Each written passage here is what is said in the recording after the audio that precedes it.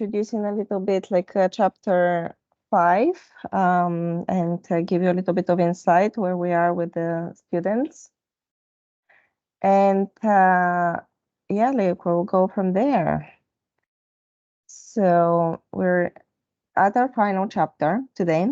Welcome to our Master of Science in Computational and Advanced Design program accredited by the UACG. The program pushes the boundaries of design and transcends through multitude of design skills while advancing immensely the students' design and software capabilities. It's organized in 5 leading design chapters and 5 supporting technical and theoretical labs that span over 9 months.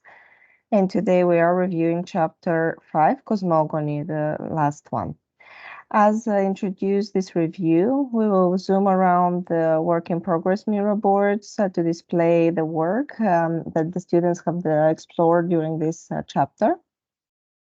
And firstly, I would just like to start with expressing my gratitude towards our students and all their efforts and their growth through the program, as well as the educational team. The core leads Eva Hefes, Tung Engen, technical lead Pedro Venegas Rodriguez, my peers Svetlana Georgieva and Michael Pryor, and chapter leads for chapter 5, Madeleine Georgiev, founder of Drag and Drop, Kirill Furmachuk, computational designer at Object, Jacob Osuzik, computational designer at Object and academic tutor at WUT. And among our new guests today, we will also have some of our returning guests, creates from past chapter. We're so thankful for your time and for all the feedback that you're constantly giving through the academic year. And thank you for your support as well. So I'll introduce our guests for today.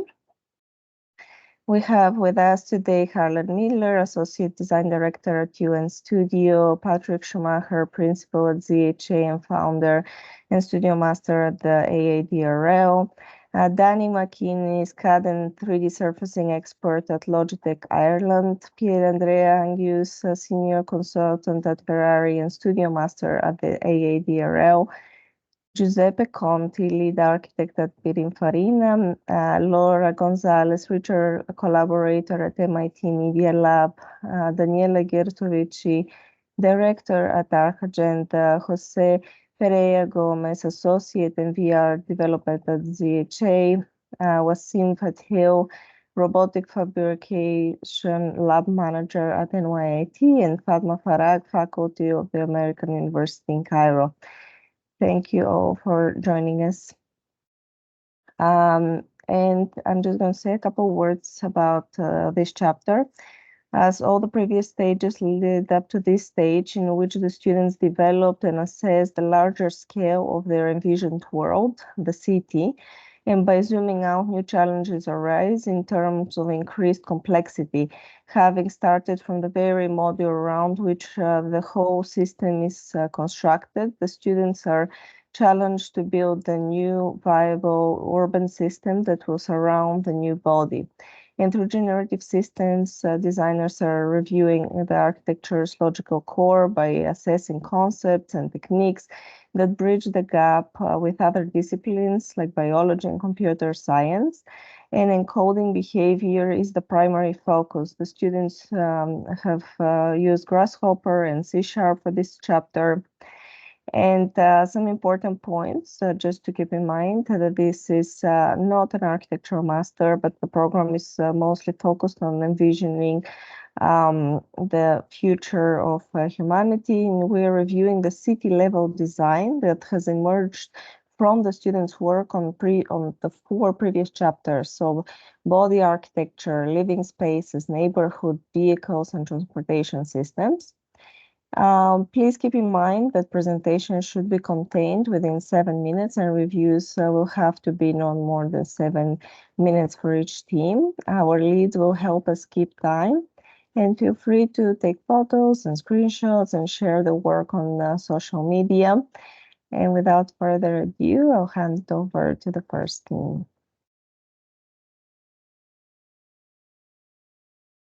Thank you. Let's start with B1.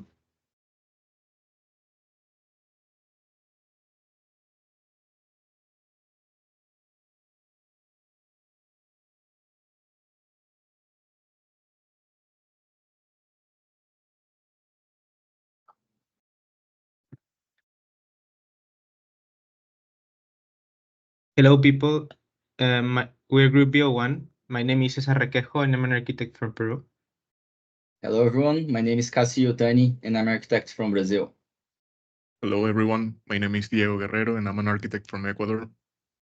And we are here today to present our project called Symphony of Symbiosis. So let's get started. In the heart of radiance, the Etherians, an advanced race, coexist harmoniously with the planet's ecosystems. Shaped by natural selection and propelled by biotechnology, they boost a collective hive mind for unparalleled coordination. Their quest for moonstone, vital for survival, leads to the creation of the synthesions. Initially designed for harvesting, these creations rebel, sparking a cosmic conflict. In response, the Etherians deploy biotech defenders to safeguard their existence in low orbit. This epic saga explores the intricate dynamics of the Etherians as they navigate life's challenges, unforgiving low orbit around radiance. The Etherians' physical transformation follows an evolutionary path, constantly adapting to their environment. As they evolve, their structure aims to blend seamlessly with their hive's living spaces. Entering an advanced stage of bioengineering, the Etherians transform into the hivefold. This protective layer adapts to low orbit variations, propelling them forward. As the Etherians continue to evolve, they extend their physical state to the form of the biocenosis, a sprawling neighborhood of organisms clustered along towering exoskeletal structures. Each biocenosis community ensures resilience and adaptability to the hive. In this massive space, a necessity for quick mobility was solved through evolution, and thus two vehicles were born. The arthrope combines a durable exoskeleton and flexible tissues designed to transport two individuals through extreme conditions. Its arachidine-like legs and rolling chain enable precise movement and speed adaptation. The hive liner merges organic tissue with exoskeleton components and features a flexible caterpillar structure for locomotion. Inside, it has a command center brain and interconnected veins, providing comfort and safety for passengers in individual pods. Both vehicles navigate specialized networks, the arthrope within the hive web and the hive liner along the transit spine. These networks connect various biocenosis ecosystems supported by towers and guided by energy tunnels, ensuring seamless connectivity across the communities.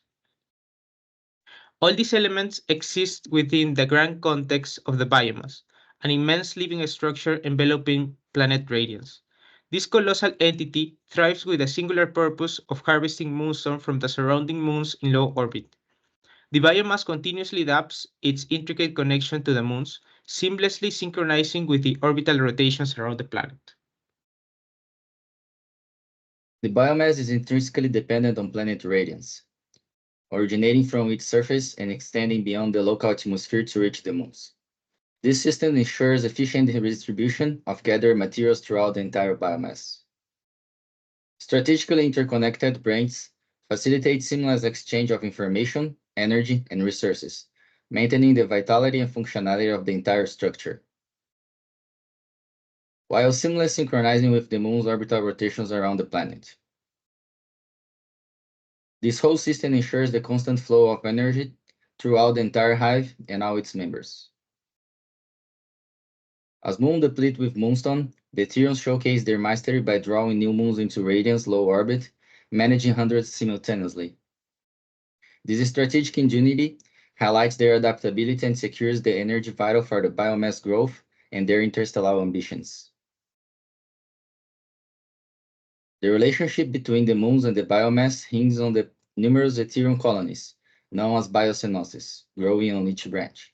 These colonies work in unison, ensuring a steady supply of Etherians capable of extracting moonstone and transporting it back to their respective biocenoses. Here, moonstone is either stored, processed, or utilized to sustain the Etherian race. The development of each biocenosis involves a continuous exchange of information with the hive, which determines their location, size, and proximity to key zones. The dynamic growth and relocation enables the adaptive city structure to align with the moon's positions, optimizing moonstone collection. After this, the limits of each biosynthesis pocket is determined. This is entirely dependent on the functionality and viability of each location. Next, the connective structure for resource and energy flow between biosynthesis pockets is established, ensuring seamless communication among them. Perimetral zones are then determined, allowing Ethereums to plan and map areas for potential growth or relocation. This process of mapping the biomass is in constant flux, continually adapting to changes in resource locations, environmental conditions, and potential threats. After the overall plan for an expansion of a biomass branch is set, the elements that form the city structure are deposited. First, with the limits of the pockets defined and the biosynthesis elements in place, the local network called the hive web grows, connecting the entire pocket. Then, the underground space is formed, adding an extra layer of protection to each pocket. Simultaneously, a public network called the transit spine develops, linking every pocket and the entire biomass.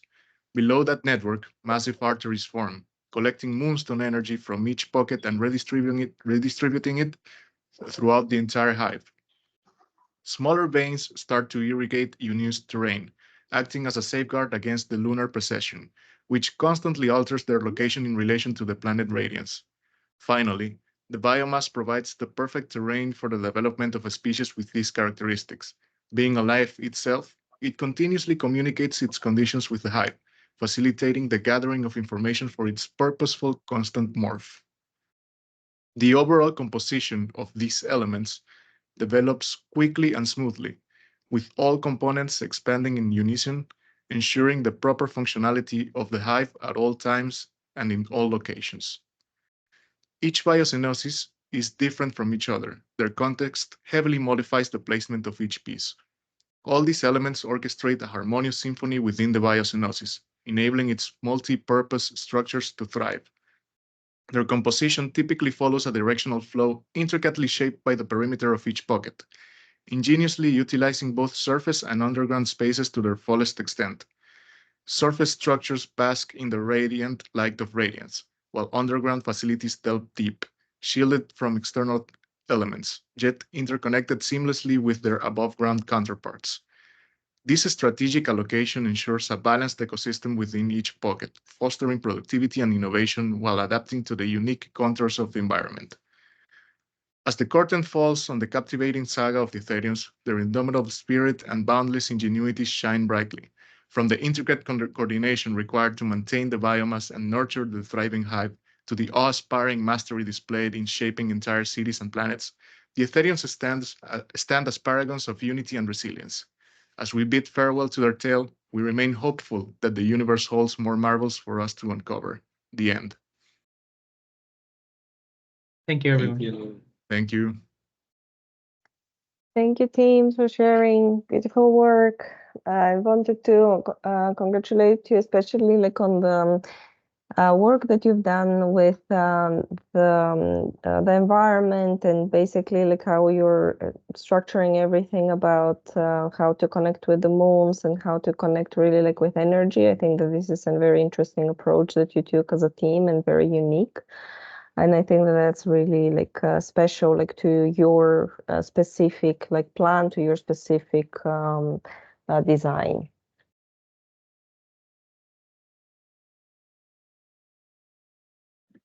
Thank you, team. I really appreciate your work. Very well done presentation. Also, I liked how you presented all the previous chapters, like the progress since the beginning. It was very well done. I would have liked if you zoomed more into the maps so we could see more details in general. But it's a great project and looking forward to see how you present it for the finals. Thank you so much.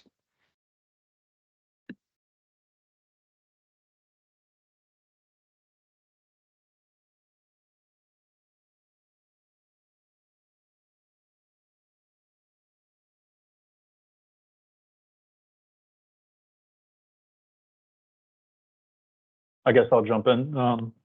I really love this concept of the moons being harvested. I started thinking of the Kardashev scale and how you need to branch out past the resources that are provided by your home planet. So I think you guys are at like a Kardashev scale of like 1.5. You really haven't went to the mother star yet, but you're kind of kind of hovering around how to get out and see these tentacles. I would have loved to have seen details of. I know you did it on the ground on the terrestrial planet, but I would have loved to have seen how the nutrients or the resources are tapped from the moons back, and to kind of push the rendering quality of rendering from a space standpoint. If anybody's ever tried to render something in space, it's completely different than when you try to render something down on the ground. And I think trying to push that envelope to kind of pass this diagram that you see right here is something I'd like to see. So good work though.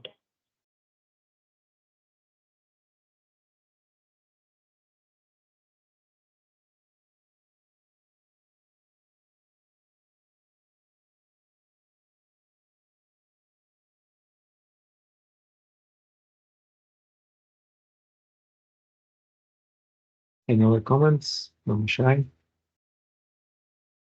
Perhaps I can comment. First of all, thank you for the presentation. It was great to see, first of all, the quality and the amount of work and the coherence of the project altogether. So yeah, I have to commend you for that in general. I think what I liked in particular is the idea of using, and going back to the previous comments on the moon, the use of the moons, I think, is quite an interesting one, like using gravity perhaps to influence also some of the variations that you get on the planet, on how you kind of specialize some of the entities that you are creating. So that idea, I think, together with also like I think you called them biocenosis. So there is a lot of jargon that I think requires a bit of, let's say, further analysis, at least from my side.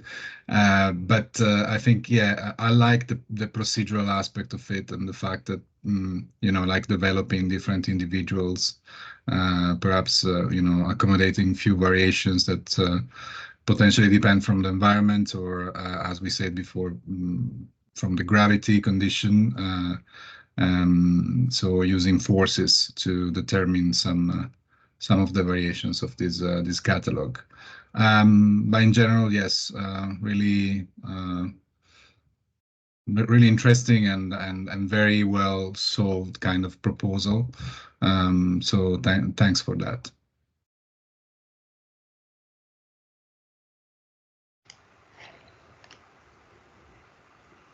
Yeah, if I can just add something, thanks for the presentation. The job is always, the output is amazing, insane in terms of graphic. And some of the topics you touched, guys, are really interesting. I kept notes, and the idea of seamlessly connection, this idea of network. Apart from the research itself, which is not supposed to be architectural in a way in the output, but the topics are really, really interesting, a part of our next future. So thanks, really very well done. Thank you.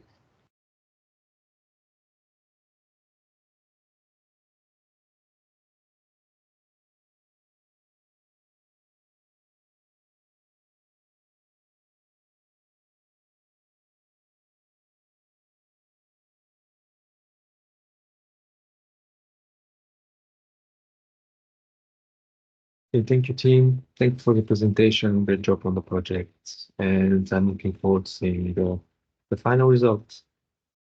You should be proud of all the work we've done. Not yet there, but we get there. Thank you, team. Absolutely. Thanks, Thank you, everyone. Thanks, everyone. Thank you, for your everyone, for the comments. Appreciate it. Yep, I'm handing to Eva, number A1. Thank you, Tom.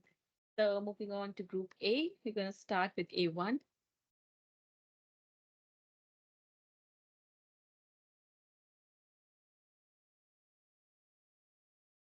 I start sharing my screen.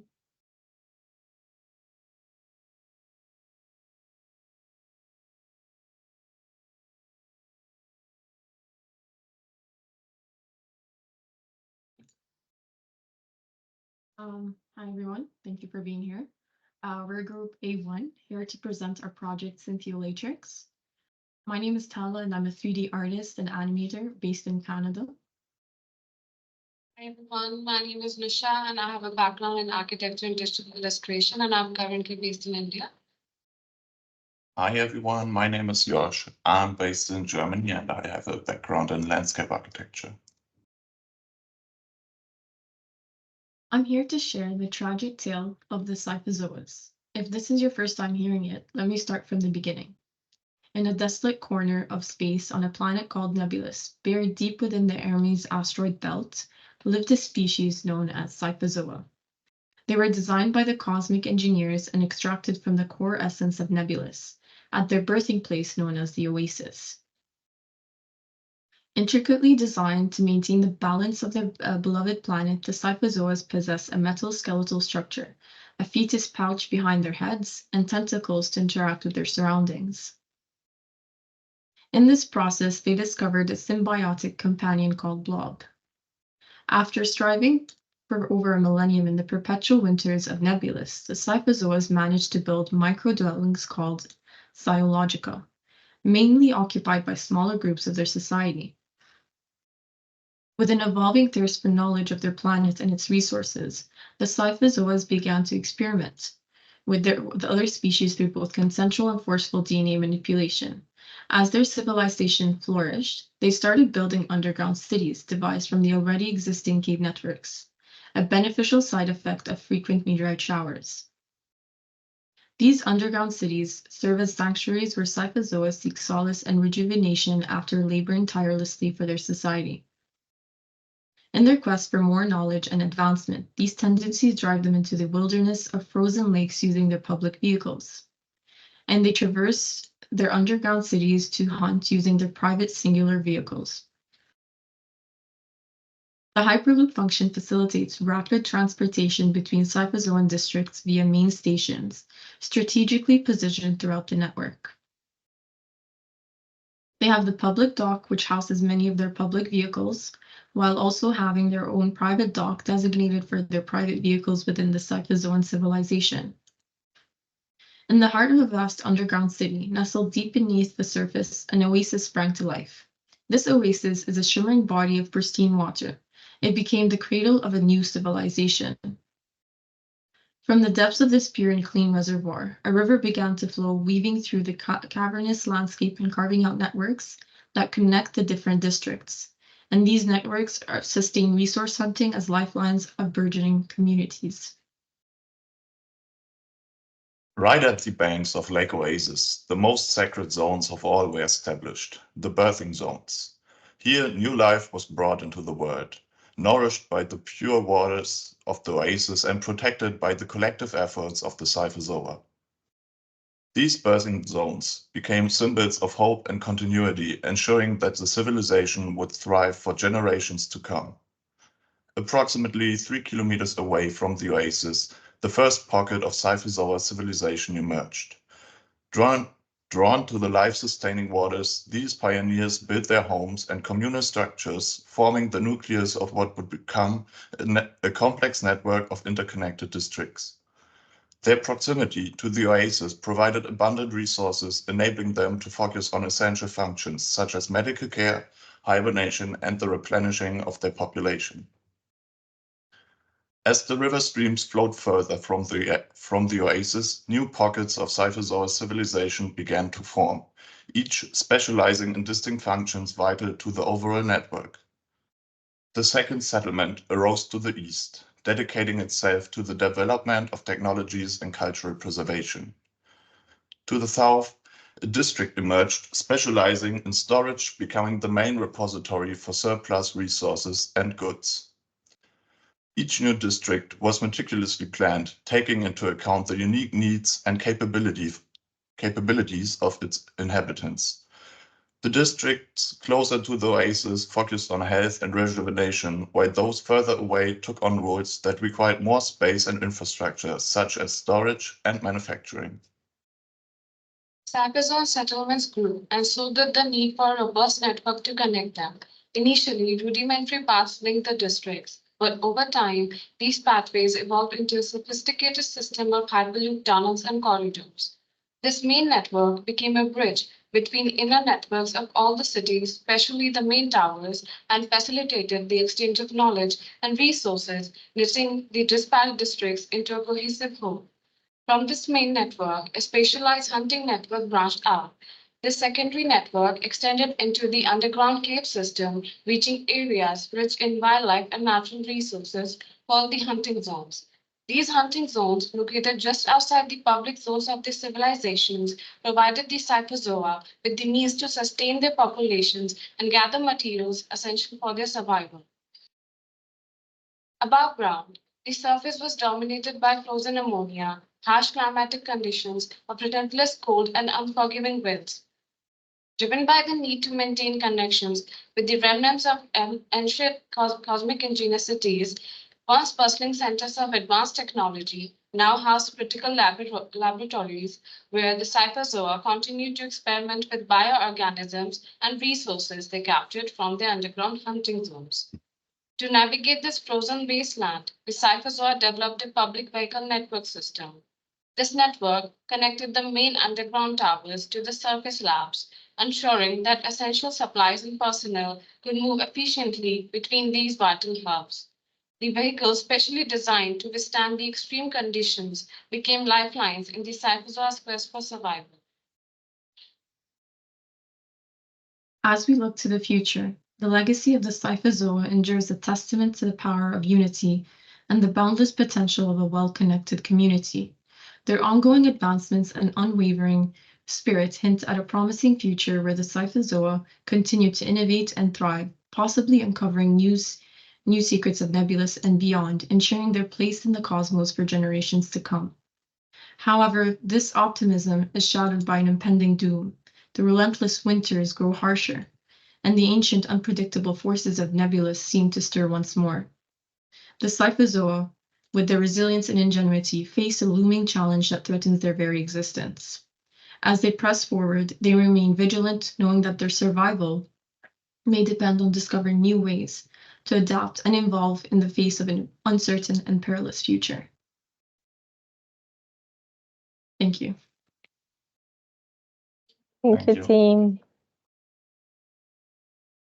Thank you. I appreciate a lot like all the thorough work that like went into this chapter, especially thinking about like again like all aspects of your own project and how like it connects like to this level of work. And when we're talking about like the community, the different really like logics of like how you build everything, and I feel that like you've done an incredible job like documenting this, like the logics like from the frozen legs, like how the whole community is spreading, and also like the differences like of the different zones and areas, how they interconnect, and what is like the logical connection that you're making through them. So I think that this has been like very, very successful chapter, like showing a lot of this storytelling like coming together like through those through this design process, and you know again like combining all the layers of this complexity into one map. And I feel that like it really ties together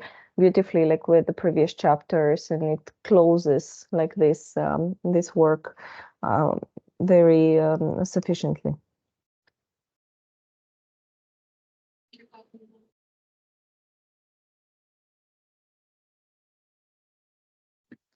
I agree with Pavlina that the work is very well documented, and you presented it very well.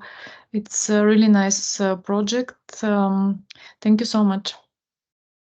Thank you. Hello, is it okay to talk? All right, I hope so.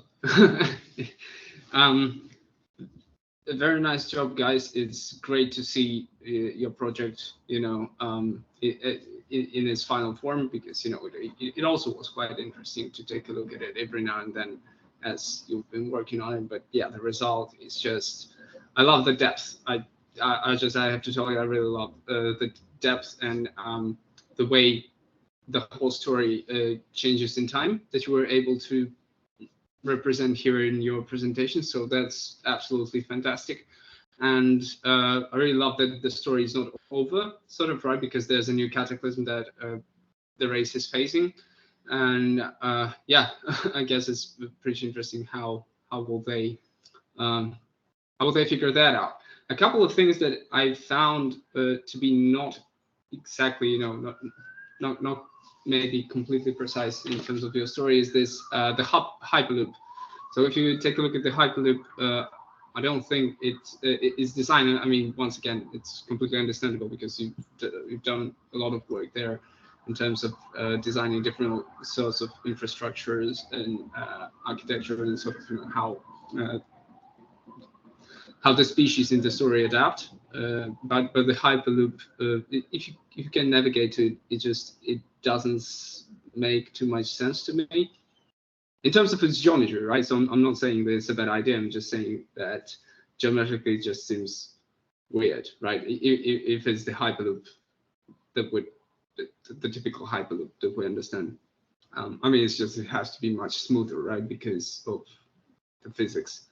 And I also really enjoyed the way that you were able to interpret survival and the life for those species at the same time. So the hunting spaces are the public places, right? So yeah, great work there.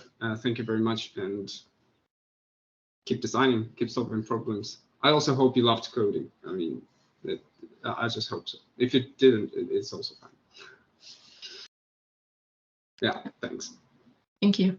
Yeah, we enjoyed coding. So if I can, hopefully you guys can hear me, I'll jump in here real quick. So I have a couple of things, maybe a question first to the team or even Pavlina. I just so I understand the process. So they start with a creature and they slowly scale up into a world, right? Is that kind of the process? Linear and that kind of Exactly, yes. Okay. They start with basically like recreating a creature based on environmental changes and how they want to like frame them a new world, a new design, and then they scale up into the like the spaces that are like being basically like occupied by these new creatures, like scaling into communities, vehicles, and this is the last stage like of growth. So this is really like the cosmos that is being created, like starting from this creature. Got it. That's great. I mean, of course, as always, graphics and designs and the effort is always amazing in all of these presentations. And just so I know as well, for the next stage, is there like sort of one more phase going on? So the next stage is really combining all of those 5 stages into final presentation, into thesis. And that's the final presentation that the students will have in a month or so. Okay, sorry, I mean, this is the last question for sure. I just wanted to make sure, so I give them kind of good feedback for the next phase. Yes, and that's why the feedback is very much appreciated today from everyone, because this is not, you know, like the end of this chapter. In a way, like there is room for improvement. There is room like to, you know, understand the connections like with previous chapters, and to work on some more like on some of the work like and the project. Okay, so back to the project. When I see sort of overwhelming production like this, I just listen to what you guys say. And the first thing you said was the cosmic engineers, something like this. That one term you kept repeating. And to me, this is the interesting part. Is like part of you playing gods, part of you let it evolve. Like, what is it? Is it evolution? Is it gods? You know, who's designing this? As you evolve, was trying to understand what direction you're going to be taking. So the first thing that caught my attention was the pod at the very beginning. The first thing that you designed, there was a pod that was sort of partially biological design, partially mechanical, kind of a sectional cut. Maybe not that one. I know there's a lot, so it's probably going to be very difficult to find. It's probably like the third or fourth thing that you've exhibited. But either way, I mean, I noticed that there is a really nice hybridity between this sort of mechanical, metal, shiny, you know, orthogonal, familiar language that is hybridized with sort of this biomorphic stuff. I think it's the vehicle. Yeah, I think it was the conversation. Yes. And then that just slowly, in terms of language, yeah, that's it right there, right in front of us, the sectional kind of with all the extensions. I was hoping to see something like this to evolve also at the universal scale. I mean, for some reason, only the bio-organic looking stuff grew and started to take over. I was hoping to see a lot of that language. You as the, I'm not sure if you're the cosmic engineers or there's some other entity. And then later on, when you scaled up and I started seeing these maps where these paths started to form somehow on a map, I was wondering if there is any real sort of restrictions that you apply to yourself that led to this growth. Because I think the biggest challenge is when we have no boundaries at all and no, let's say a new world that you're creating from scratch, you have no real problems yet. It's something that you're predicting. And maybe it's something you can answer, or if you don't have the answer, that's totally fine. Maybe that's something you can improve on.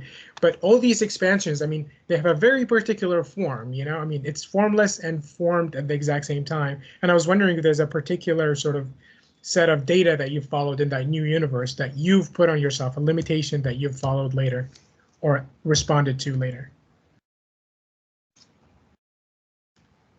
So for the Go ahead. For the overall main network, the main restriction, or let's say the whole network, was kind of bound to the river. If Tyler, if you could show the base map, you can see this certain flow in our base map, and this whole logic of the river stream and the oasis was kind of our guidance to design the main network.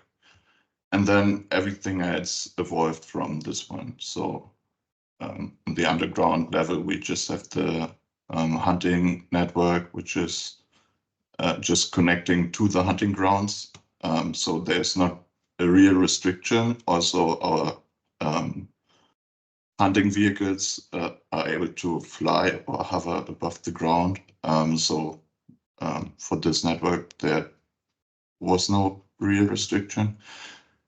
And then for the above ground network, we used ARNT particle logic, so that this network evolves over time to find the best passes from the city to the Cosmic Engineer city where they gather their resources. Yeah, so that was exactly the last thing that you said. The city that evolves over time is that evolution needs forces. It needs something that it responds to evolve. And I think to me that aspect is not. I mean, I get the river conversation and the streams and the lakes and all the features that you're working around, but I just think that the growth of the city is still very arbitrary. You know, there's maybe certain code that you're developing or some script that is based on these points of growth, but I still think that it's not that you need to have a reasoning behind it, but maybe if there is something that you can respond to, or maybe it'll be a little bit of critical of the world that you're creating, that you create your own problems that then you can respond to. You know, that's probably my critique of the mapping, because if you can map anywhere, you have to be relying on certain things to map. You know. May I add something as well? Sure. Yeah, on the terrain map, there's also the data that the black zones are the solid rock and the grayish and whitish tones are caves, cave systems. So basically that data also helped us in the shape of how the amalgamations grew, because the particles themselves will go in the black zones because that was solid rock. And also building on the same logic, the cosmic engineers who built or made our own cyclozone species, they also could build their cities above ground because it was solid rock there. So we kind of had this logic as well with the terrain.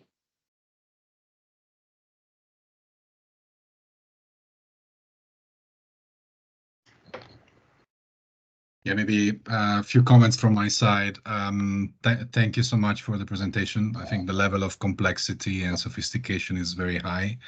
And I really also like the storytelling. It's very strong. I like the fact that, you know, to follow up a bit on the comments, in fact, I see that there is a kind of interesting relationship between the slime mold kind of formation and the topography that you're using as a reference. I guess you are using something similar for the underground in terms of perhaps could be the geological kind of formation, the geological kind of stratification as well. And in terms of, I think I have a few comments on one aspect that I think you could perhaps refine is the district kind of specialization and characterization, perhaps geometrically and in terms of kind of specific ways of generating these polyps. You could differentiate them a bit more in relation to the function. That might be interesting, an interesting challenge. Would be interesting to understand also how you locate these kind of key points of connection, which sometimes it's a network for transportation, sometimes might be a network for other activities. It would be interesting to really understand clearly how those points are selected for the growth, almost like a strategic terraforming kind of planning. Then I think the other comment I had is about how you show the growth. Even I think on the maps mostly, because the animations, of course, they show the slime mold kind of sequence of formation. But on the maps, mostly, I guess, yes, on the map, the stratified map on the sorry, the exploded axle you have on the left. That one, it seems that you are highlighting different zones kind of incrementally, but what is not clear is perhaps how from one stage to another you actually modify morphologically the initial inception of the growth. Like so it seems that they are quite stable. You are highlighting them like incrementally, of course, but the geometry of the initial inception, the initial let's say seed of the growth is not changing much. I would expect, kind of slightly more variation on the first seed of the growth. But in general, I think it's very strong and was really really interesting and pleasant to hear, the storytelling. Also, the images are quite compelling. So thank you so much.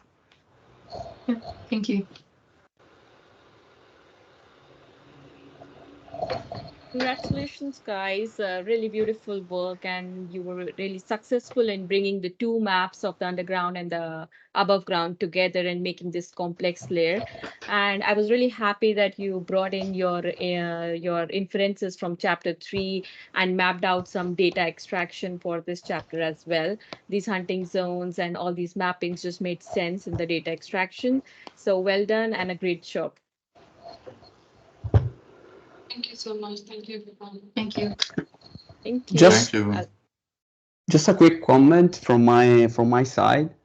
I mean, it's really interesting. I really like the way you thought about this sort of landscape as infrastructure.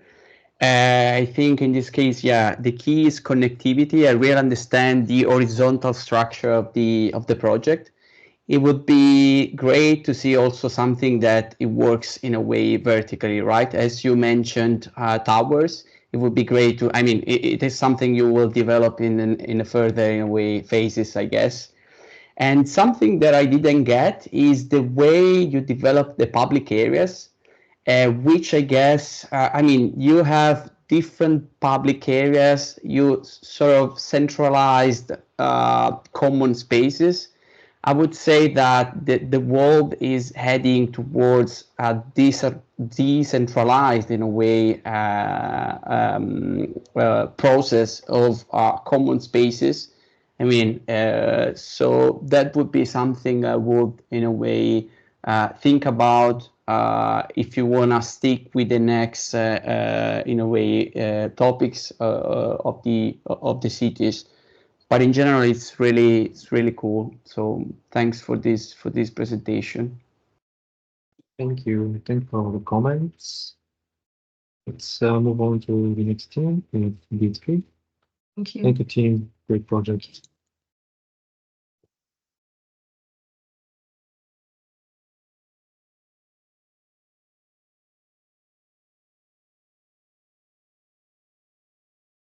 Hello, everyone. Good to have you all with us today. Hello.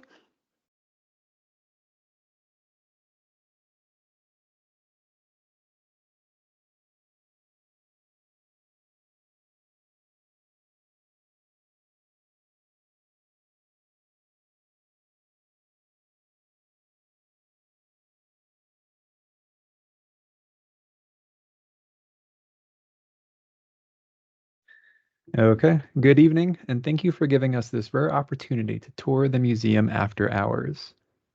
Can you introduce yourself and share a story of this remarkable place? Good evening, everyone. My name's Christine, a co-founder of the famous Van Allen Museum here in London. It's my great pleasure to share the history of our extraordinary institution. It all began with a discovery in the Van Allen belts, where we first found artificial intelligent life among the auroras. This led to the creation of our beloved museum, which has since expanded with the east and west wings. That sounds fascinating. How did you first discover AI life in the Van Allen belts? Well, the journey began with a philosophical question. Can artificial intelligence dream? And if so, where do they go?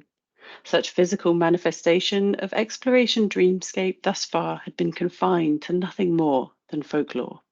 It was whispered that they were located on the Van Allen belts, home of the Northern Lights aurora, due to their highly charged magnetic field, capable of facilitating such digital habitation.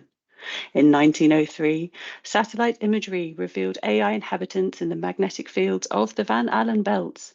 A brave mother-daughter duo, the Junipers, set out on expedition and made contact with these beings who blend technology and biology in very unique ways. So, what can you tell us about these AI beings? These beings are extraordinary. They live in closed-loop systems featuring liquid cooling bubbles and intricate data networks. It wasn't, however, until their third expedition our explorers discovered the oldest AI city. We have a model of it here in the museum, showcasing their data streams and storage systems, which are essential for their transport, connectivity, and power. How did these discoveries influence the museum's expansion?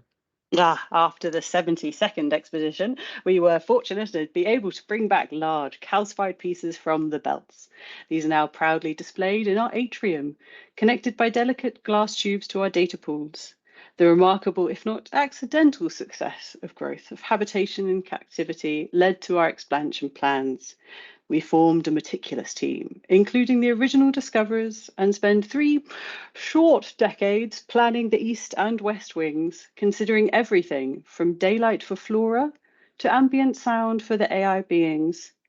When we are dealing with beings where the entire neighborhood can fit in the palm of our hands, it is a responsibility we take with the utmost consideration. But this is now falling outside my day-to-day responsibilities, so perhaps you'd feel more comfortable elaborating on the infrastructure that supports this. Of course. In 1923, we broke ground on the data reservoirs, which are the lifeblood of the AI beings, providing energy and information. We also installed an intricate network of data pipes, ensuring connectivity across the museum. This includes docking stations for jelly gliders, which we estimate can take decades in human years to travel between museum wings. Our proprietary circuitry network, the nervous system of the AI ecosystem, allows for seamless communication and, should the conditions allow, even daydreaming. Please note, though, this is protected information, so please, no photos. Combining and using the previous master plans, we began to define and predict habitable museum rooms that could facilitate life and growth. As with all organic growth, a skeletal framework, a trellis of sorts, must be provided to encourage and facilitate branching. This framework allows us to map out and support the development of the AI communities within the museum. Synthetic auroras within the museum must be quite the spectacle. Please, could you elaborate more on this? Indeed, they are. The auroras are a recent phenomenon thanks to technology advances that provide both a visual spectacle and a transport network for the AI beings. This innovation was key for fostering large-scale AI in habitation. We also carefully placed floral habitation seeds, triggering growth in specific neighborhoods and public spaces, ensuring that each community has access to auroras and to natural daylight. Very interesting. And what some of these might be some of these key public spaces within the museum? Totally. I'll let you know. The information streaming areas are popular spots where inhabitants socialize and quote unquote fish for data. The bubble thicket offers a serene environment for meditation, and the data channels are bustling hubs where inhabitants share stories and dreams, often with their beloved Mr. Sheepy pets. These spaces highlight the intricate balance of the AI ecosystem. You've just mentioned there floral habitation, a topic that's sure to pique the interest of our green-thumbed guest. Can you delve into how you navigated the aspects of the museum's development? Ah, a fellow garden lover. The seeds of floral habitation are the most delicate layer.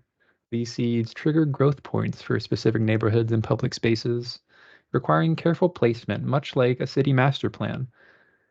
We documented the main aurora stream, considering the diminishing signal strength. We outlined 9 provisional neighborhoods, focusing on natural daylight and floral growth and visitor paths to foster consciousness and morality.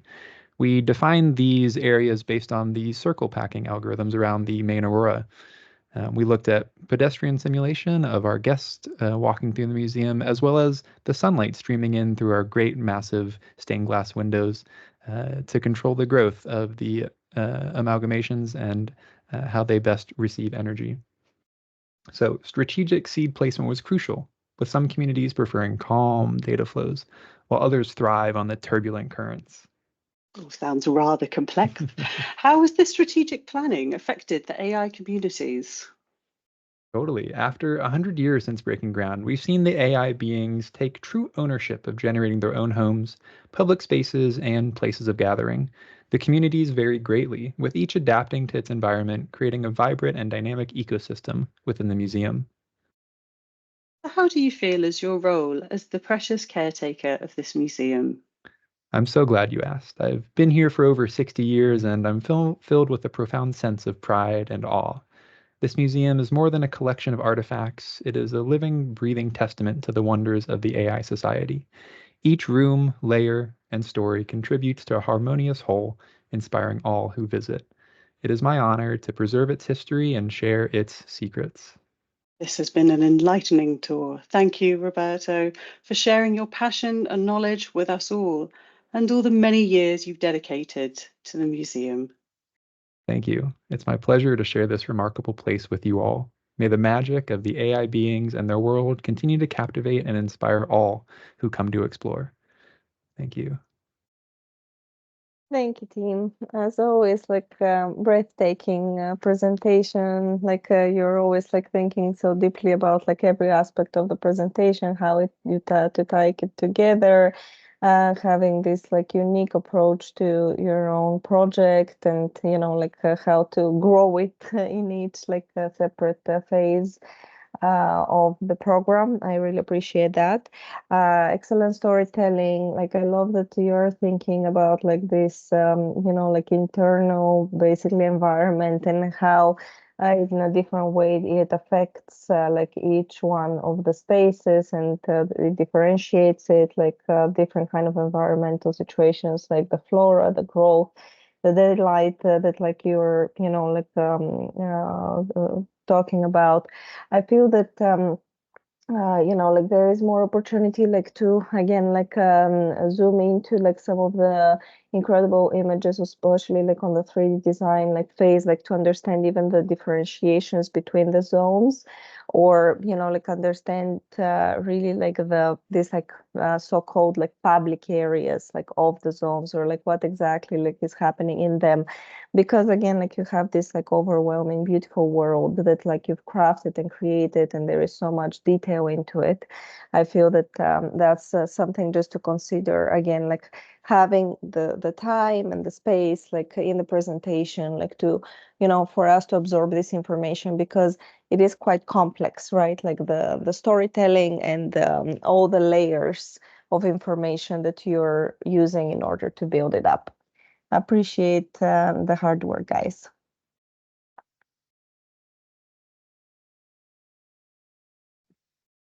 Thank you, guys. It's a super interesting presentation. The story is amazing, and also the storytelling, the way you presented the project, it's really nice. Also, all the visuals since the beginning of chapter 1, everything is super beautiful and impressive. And also the final outcome of this chapter is very interesting, very beautiful. Thank you so much.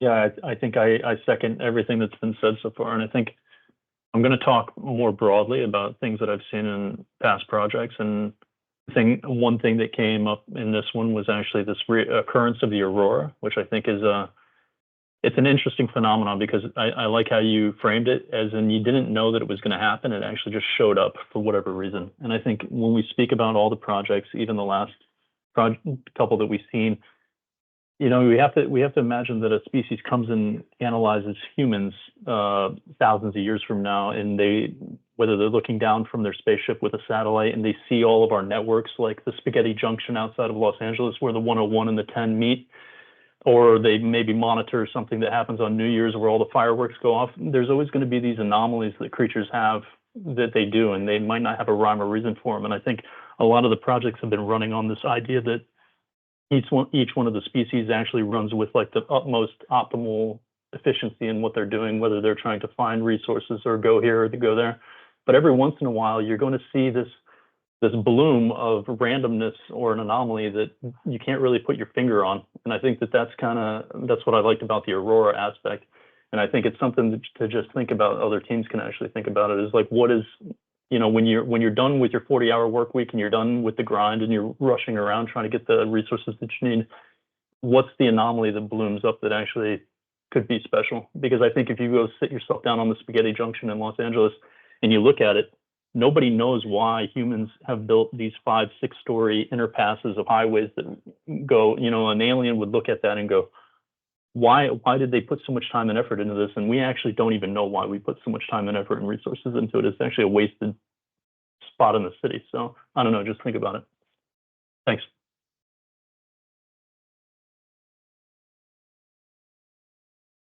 So I wanted to commend first the presentation. I've never seen sort of a questioning of back and forth in a presenting the project. You almost control the narrative perfectly and pushed us to almost believe your story and drew our attention to the right places. Let's say, especially with the questioning and the question and the answer.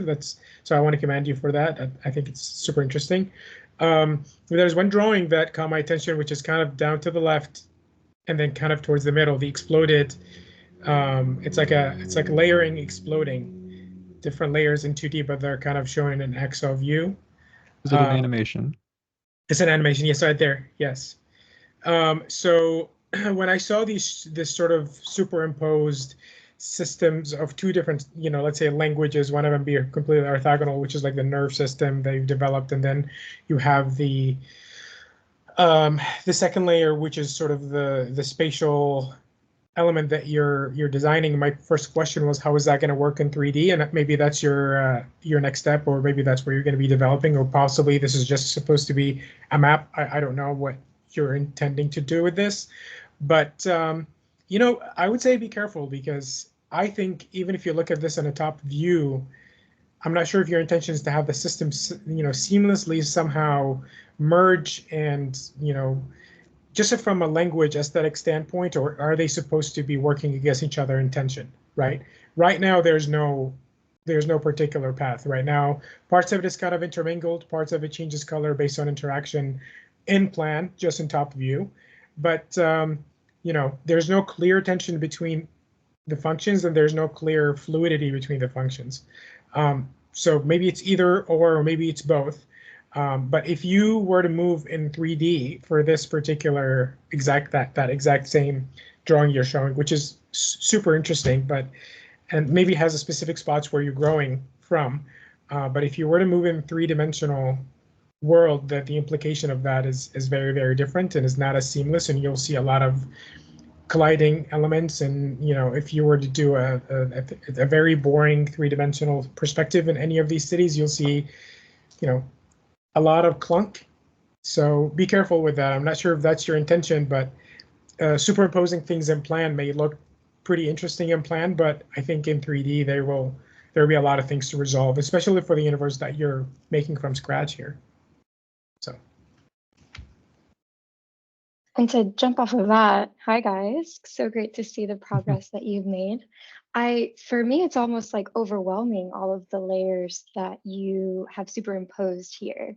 And the way that they're behaving or interacting, there's so much complexity. It's almost hard to kind of wrap, at least my mind, around all of the different conditions. Sometimes the streams respect the boundaries of what I'm interpreting as walls of the museum. I could be wrong. And sometimes they're going through the walls. And so when are those the cases where you respect the boundaries? When do the boundaries get broken by the other streams? It's almost like you can take this plan and just give it another layer, another pass to provide the rigor so that we get more clarity when you stack all of these different components. I mean, I'm familiar with your project and I'm still trying to wrap my mind around all the different symbols, I'm kind of calling them, in this drawing, or the different kind of aspects of this drawing. Because you briefly on the left there's like this table, it's almost like a key, where I think it was like information streaming and something, yeah, information streaming, bubble, thicket, data channels. And so how do each of these kind of behave and perform? Perhaps maybe a little bit more rigor and clarity in how the aspects are interacting. And perhaps a comment for the team is, don't feel like you have to throw it all on the table. I mean, I love that you guys considered, did you consider the human viewer? Like there was some analysis of crowds. Was that the, your prosthesis, or was that viewers? Yeah, I believe it's this map. Yeah, we ran a pedestrian simulation for the actual visitors in this Love that. life-size space. Yeah. So that's incredible, right? So then what's the relationship between that and maybe the daylight? Like there's so many layers to this that it's really hard to digest. And I think that, perhaps you could have done a few of these and then said, okay, these two simulations, these two behaviors are the ones that I want to focus on and really use, instead of like so many layers. It's again almost overwhelming, but again, beautiful project. I love all of the thought and the changes in scale. Like you guys take on such an interesting scale, I think, for me, and the now addressing the participants in more than just your presentation, but also perhaps in the way that they behave, is a really, I think, beautiful approach to your cosmology chapter. So how does that sort of play out? That's kind of what I'm looking for. But great job. Yeah, just to add a little bit, I think the last two comments especially, I agree with a lot of what was said. I guess the main issue here is that, first of all, we're really looking at this in flat layers or plan views. And the really important thing is to understand whether some of these systems are time-based and do not exist in the space all at the same time all the time, which the aurora obviously changes all the time. And also to kind of understand this from a dimensional perspective, from a 3D perspective. The one, well, maybe two of the graphics that I would eliminate immediately is that one view, that really mundane view of the room, in which the aurora is kind of represented, but none of the other systems really appear. And also perhaps even the one with the two busts. I saw your last presentation and I was really appreciating the fact that we're in a space or in an institution we can kind of relate to on Earth. And at the same time, there's this gross departure into these sort of pseudo-alien systems. But what I didn't appreciate as much in the narrative this time is I found it a little bit too distracting. It was a little bit almost too commercial. Instead of telling us sort of in-depth, like exploring with us so that we can understand how you arrived at designing some of these systems, or how they they might present themselves in a time sequence or something. I found that the narrative was, I don't know how else to put it. It was kind of commercialized. It was almost like, here's a 60 minutes interview, but it sort of didn't present enough information to be as good as a 60 minutes interview. So what you presented last time verbally was a lot more interesting to me. When I look at this graphic on the right, which is stunning on many levels, I have to agree that because we're seeing everything simultaneously, and because we're not really zooming in far enough to understand the intricacy of scale and how these things are really at a large scale for these alien beings, it just appears way too dense and overwhelming. So in the same way that you're exfoliating the systems on the left and kind of exploding them, it would be good to pick an area and just really zoom us in 3D and let us sort of walk around, maybe in Unreal Engine or something, to really kind of grasp what we're looking at. So in order for this thing to not be just full of stuff and to be more like an experience, we would have to have these systems operate on a time basis, where things appear and disappear or move around in a way that there is actually a spatial configuration. Anyway, I really look forward to seeing the finished project. I don't know what your next step is, but I'm sure based on what I'm seeing on the left with all these little detailed components, that it's going to be really interesting. So congratulations. Thank you. Thank you for all the comments. Maybe just a quick comment from my side. I actually quite enjoyed, I have to say, the narration strategy, differently from what Daniela was mentioning. Actually was quite, let's say, you know, creating an interesting atmosphere and really, you know, keeping the attention high during the presentation. So I didn't see it to, you know, yeah, of course there could be some commercial kind of aspect on it, but actually to me was very well, you know, structured and quite, you know, quite creative as well in the way it was presenting different areas of the project.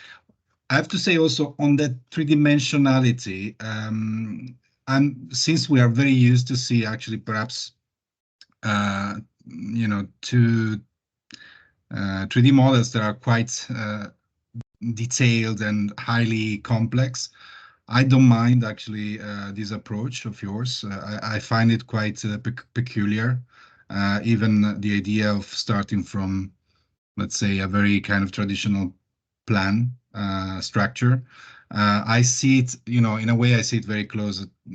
The way I interpret it is that it's closer to what, you know, a Dogville movie would do, or a kind of cabinet of curiosities would do, or even like Hieronymus Bosch would paint.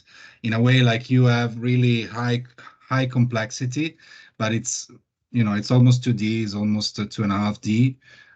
What I would suggest you do, yeah, I think there is an issue of seeing too much information simultaneously. Maybe you can find a way, a device, a cinematic device to zoom in and zoom out to really tell us the different stories that are taking place on each room, almost like, you know, looking at the details of you know, the Garden of Earthly Delights, you know, like you try to understand, if you try to understand like the full picture, the full painting, you know, you go crazy. But if you slowly dissect the information, you are able to divide and conquer. So, but in general, I think, you know, I really enjoyed your presentation. So thank you so much for the good work. Thank you guys, and beautiful project, but we should be moving on to the next team. Hey, wait a sec. We've been raising hands. Come on, give us a little something. I mean, yeah. First of all, thank you very much. Without repeating all of the good stuff about your project, I really love, because it sort of gave me a realization that you showed, at least that's what I saw. You showed that even the consciousness needs space, right? And will be naturally organized. And you've shown the balance here, at least as far as I'm concerned, as far as what I was able to understand from your story, that given the situation, given the setting, you were able to allow this consciousness to spread its wings there and grow and develop. It was great. And I don't know if that was planned and if Christy really has this accent, but the way your accents were playing was also just really nice, for, you know, a nice touch for the narrative. I have just one more question. You know, great thing. Thank you very much for this. It was an experience, you know, just listening to your tour. But why Van Allen? What is the story behind that name? We've decided our project very much based on reality where we can. So the Van Allen belts exist around planet Earth that protect us from radiation from the sun. So that, you know, have a look. Yeah. So and Okay. that yeah. So that it was if that can have all this radiation absorbed, that could facilitate and trigger AI life. We That just is make it up. so cool. Get NASA made I'm- up or someone, I guess. That is really something. I mean, I instantly started thinking about Van Halen, and I probably missed that part of your presentation there. But yeah, thanks once again, and good luck. Okay, I would also like to speak for a second. So I know there are some critics of this way of presenting, but me, on the other hand, I really enjoyed this two-way discussion, this two-way interview between the two of you. It was very immersive, and it was really easy to follow, you know, all the details when there was a question and an answer. I think what's worth mentioning is that your design methodology was like a simulation-based approach. And it's interesting because it was applied to a design in the architectural scale. And I think that in most of the architectural companies or design companies, it is like very valuable skill to have. So, you know, hats off for doing that. And I think it's also worth mentioning that your building at the beginning, your museum, looked completely different than how it is looking now. And, you know, the fact that your simulation enforced the new shape of your museum design is like pretty awesome. In terms of your 3D your 3D view of or 2.5D view of your plan, I think there is a possible solution to that. Whenever you are showing your animation with exploded layers, I think it should start not from a flat plan, but from a 3D model where all of the layers that being exploded are already 3D, and you know, each of them can be appreciated separately, but they are also constituting a bigger 3D model. So I think that is something that you can improve upon before your final presentation. Apart from that, it was it was a pleasure working with you, and the project looks awesome. Yeah, thanks for that. Just a quick comment to follow up with the previous comments. I really appreciate you started from, let's say, pre-existing boundaries. I would be a little bit more accurate in the developing of these networking systems. And maybe I would also explore, since the others were talking about three-dimensional explorations, I would also explore the things that happen in a way when this network pops out from the of the building, right?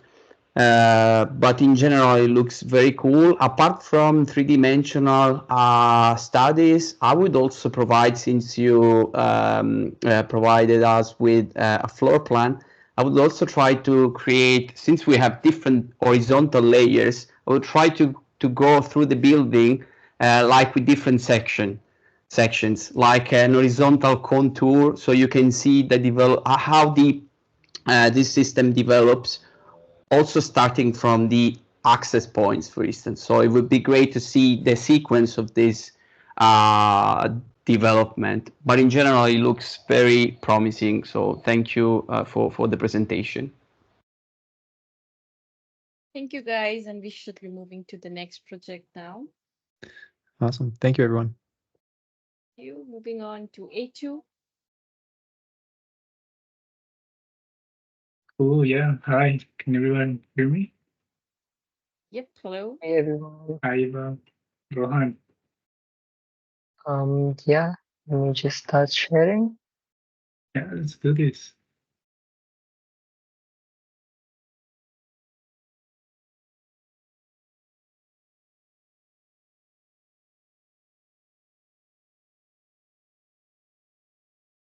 So good day. Thank you for joining us here today.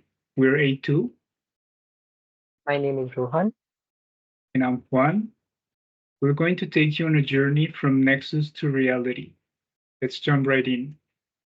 Our story unfolds on planet 1133, a world saved from environmental collapse by the ingenious Nokinahe. Among their greatest achievements is the metamorphosis experiment, spearheaded and co-developed by Dr. Elisia Nakatu. This groundbreaking project transformed consciousness into bioluminescent particles known as fireflies. However, the luminal paradox caused these particles to disperse uncontrollably throughout the city of Onira, rendering it uninhabitable. Thankfully, our NeuroWave technology, a neural interface and exoskeletal system, enabled us to navigate this surreal landscape. Amidst this transformed environment, Habitat 6413 emerged as a new sanctuary where metaphysical manifestations and reality coexist harmoniously. Concurrently, Mech Oasis arose as a technologically advanced refuge, seamlessly blending technology with nature. This artificial landscape, built atop the old city of Onira, now forms a vibrant backdrop of our urban cityscape. Over time, the new city flourished across the expansive terrain, showcasing the Nukinahe's ingenuity in harmonizing organic contours with synthetic elegance. In response to the upheaval caused by the luminal paradox, we devised innovative transportation solutions to reclaim the mobility lost to the chaos. Plasma Sky Voyagers ensure smooth public transport, while the Arachnomobile supports seamless transit and research endeavors. Welcome to Veritas, a city constructed atop the remnants of Onira, offering an escape from the chaos of the luminal paradox. In Veritas, ancient architecture and modern design intermingle, creating a visual stunning and culturally rich environment. In the new city, the existing Onira networks serve as the backbone of transit. The firefly concentrations become invaluable sources of energy and interconnection points between cities. Upon these points, the Nokinahi gradually constructed axes of interconnection, which grew stronger and defined a hierarchy of paths. After Mech Oasis was established, the Nokinahe began appropriating the new territory, identifying optimal routes for internal connections and linking to the old city. Construction of the initial network began with the time determining the hierarchy of areas for settlement and resource acquisition. These opportunities transformed into places where new neighborhoods were built. Various neighborhood scales emerged from this initial amalgamation module. Experiments with the prototype module adapted it for multiple functions. The main towers, landmarks of Nokinahe's technological and social progress, serve as the urban centers. Development begins with the low-rise residential areas annexed to these towers and includes suburban settlements enhancing the urban landscape. Various colonies adapted to the topography extend outward from the main towers. The design ensures that each level of the spiral offers unique vantage points with panoramic views and seamless integration with the surrounding environment. As we pause to contemplate the journey of progress that has led us to this pivotal moment, we begin to witness the beautiful settlements that have been built through the ingenuity of the Nukinahe. Over time, The settlement expanded, overlaying multiple systems of transportations and communication. The pattern of growth facilitated efficient access to resources, while the layering of infrastructural networks ensured that various systems operated in harmony. These settlements, combining organic contours with synthetic elegance, create a cityscape where natural forms seamlessly blend with modern design, showcasing the harmonious integration of nature and technology in Nukinahe. A beautiful arrangement of structures follows a spiral pattern dictated by the natural contours of the terrain, spilling outwards to shape urban and suburban settlements, culminating in the Whispering Naya forest at the edge. Established as the complementary sanctuary, these forests are symbols of spiritual connectivity and wisdom, representing our closest link to the nexus. Public spaces are thoughtfully integrated into this design, providing communal areas that enhance social interactions and community well-being. This pattern not only enhances the visual impact, but also promotes a sense of community by naturally leading residents towards central communal areas. Additionally, a nod to the historic cityscape fosters continuity, preserving cultural heritage and a backdrop of modernity and advancement. The overreaching design ensures that corridors and infrastructural links between cities enhance biodiversity and promote sustainable development, exemplifying how large-scale urban planning can draw inspiration from the elegance of natural forms. However, the true essence of the city lies not in its architectural marvels, but in its inhabitants. The community's resilience, creativity, and sense of belonging are what truly defines the city. Their collective spirit and commitment to sustainable living and mutual support transformed the city from a mere physical space into a vibrant, thriving home that was able to rise from the liminal paradox.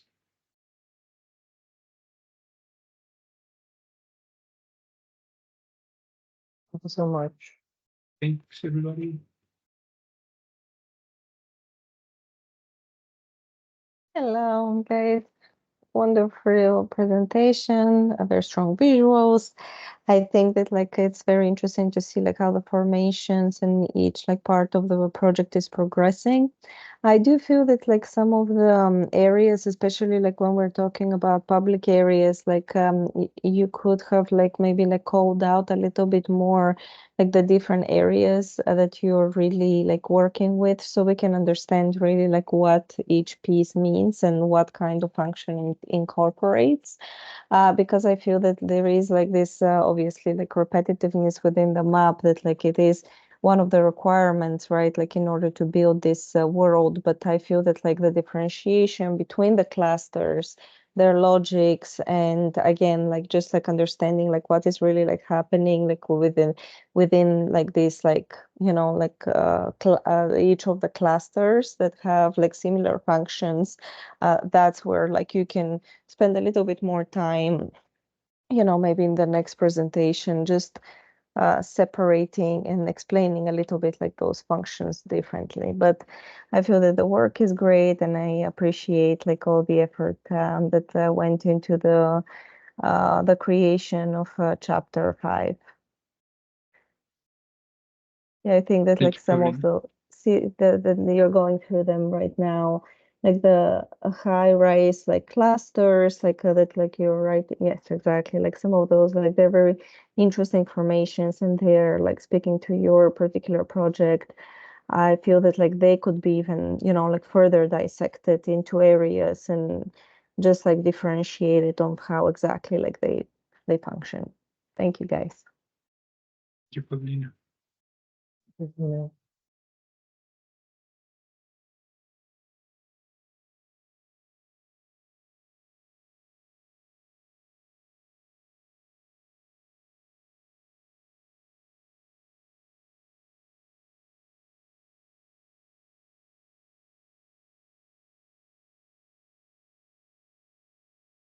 Any other comments? I guess I can jump in here real quick. The one thing I'm having difficulty understanding here, of course, I mean, always great visuals, and that's what's making me a little bit uncomfortable at this point with this overwhelming stuff. Is that are you kind of hiding a little bit behind this impressive visuals? And if you go to the main drawing, I know the yellow growth of all these like yellow spaghetti like things right there to the left, the main drawing, the big one right there. If you just zoom out and just keep it there. And I don't have the answer to this. You can probably correct me here if I'm wrong. I'm having difficulty understanding if this is a mapping drawing strategy, meaning that all the layers and the coloring and all that is just sort of showing different layers of the universe that you're creating, or is this a real application of materiality representing what the world actually is? And then some of your visuals early on and the sort of the creatures and the pods is kind of clear to what is real and what's a drawing. But in this particular one, I don't know, maybe you have the answer for this, maybe not, but I don't know if this is a real mapping strategy or a rendering. Yeah, this is mainly abstract ways of explaining the systems and representing the way the cities grow. Yeah, it's mainly mapping. It's a mapping strategy. Okay. Yeah. Okay. That's good. Because I mean, again, this has I've always had this critique is that once you move into a much bigger scale like this, and I understand mapping and repetition is almost a must here for you to be able to represent all the different functions and the complexity of the project. It would be interesting to see, or maybe that's the third phase, is that, or the next phase is that maybe there's a small component that you can zoom in and just give us some real three-dimensional visual here. Give us some maybe something very small, something that where all the system come in. And also, I mean, this is just a general question. Maybe Pavlina has the answer for it. I don't know. Do you ever have a sort of a section or a short course just on generally fabrication, just small thing, maybe an extraction of any of the components or layers of the components? Fabrication could be small or big or urban or tiny wall. And for 2 weeks, I don't know, maybe that's something they should do at some point, because they will figure out either how amazing these things look or how problematic these things look, just through fabricating something very small. I don't know. This is just a general question. That's a great comment, Wasim. Definitely, like we do have a fabrication, like it's like much earlier in the project. Here, like we're like already, like past that phase. But this is a great comment, especially because exactly like. There are a lot of things that like you could consider like building a model like that, right? Like, and a lot of information that you would obtain through this process. Thank you.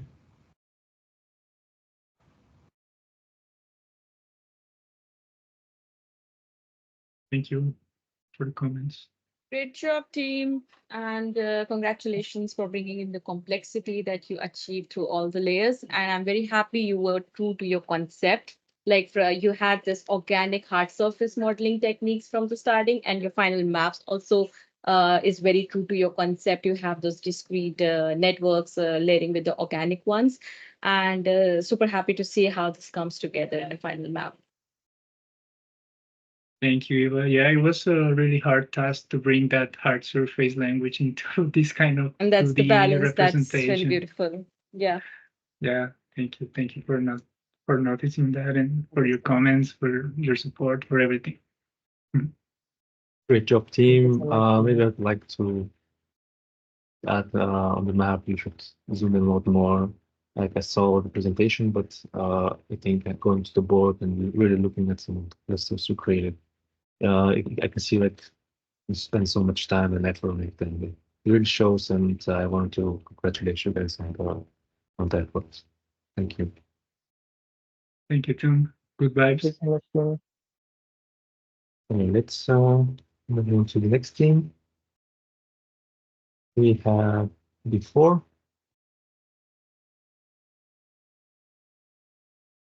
Hello, everybody. To share my screen here in just a moment, just getting my presentation mode set up. Okay. Hello, everybody. My name is Braden Hayward. I'm a recent graduate from the Savannah College of Art and Design with an undergraduate degree in architecture. Hello, everyone. My name is Alejandro. I'm a Mexican-American designer based in Tijuana, Mexico. Guided by the necessity to persist amid Ecuador's harsh landscape, the determined entities shaped amidst the challenges of their untamed world stood at the edge of a crucial moment in their history. Guided by the wisdom of their ancestors and the robust population, they embarked on a journey of change, sparked by the discovery of a time capsule from the remote world of Earth. Within its metallic confines lay the seeds of transformation, human DNA, and the wonders of advanced technology, offerings from a civilization long gone. With these resources at their disposal, the residents of Ecuador began to craft a new fate for themselves, blending their shapeless forms with the ingenuity of their creation. Despite the hardships that they faced, they remained united, their combined determination unwavering in adversity. And thus, amidst the swirling mists and whispered secrets of their world, they erected a city, a stronghold of hope and progress amidst the turmoil. Through ceaseless innovation and steadfast collaboration, they utilized the resources of their environment, forging paths of advancement that reached towards the sky. As the sun descended below the horizon, casting shades of otherworldly light upon the radiant towers, the inhabitants of Ecuador stood as beacons of hope amidst the challenging times, their journey a testament to the resilient spirit and enduring strength of collective effort. Ecuador's inhabitants fabricated sophisticated exosuits powered by nuclear cores and symbiotic creatures, showcasing their resourcefulness and resilience. Crafted from the ordeals of their environment, the sturdy inhabitants developed an advanced exosuit. This remarkable creation, tailored for stamina and agility, includes crucial components such as adaptable appendages, a nuclear core for sustenance, and armor for protection. Propelled by progress, they enhanced their vessels with strategic configurations, ensuring resilience in their perilous environment and propelling their civilization forward. In their relentless pursuit of progress, the robust entities delved into the complexities of vessel enhancement, crafting inventive configurations to enhance their corpuscles' capabilities. Among these innovations, pioneering arrangements emerged, each contributing to their ability to navigate and thrive amidst the ever-changing conditions of their planetary surroundings. Ecuador's terrain is fraught with danger, toxic gases, acidic vapors, and hazardous terrains. Constantly testing its inhabitants, radioactive waters and wild storms present ongoing challenges. With technological expertise, they construct a smart city, integrating optimizations to promote energy efficiency. The Viridian race, advancing quickly in their developments, harness the core of technological expertise, weaving a tapestry of topological optimizations and amalgamations of the corpuscles components, a symbol of communal harmony. The Viridian Voyager ensures safe transportation throughout dangers, a marvel of technology and protection from the elements. The Novaglide, powered by nuclear energy, offers efficient travel, operating on a much more individual level, while the docking station facilitates swift transport and charging, essential to the civilization.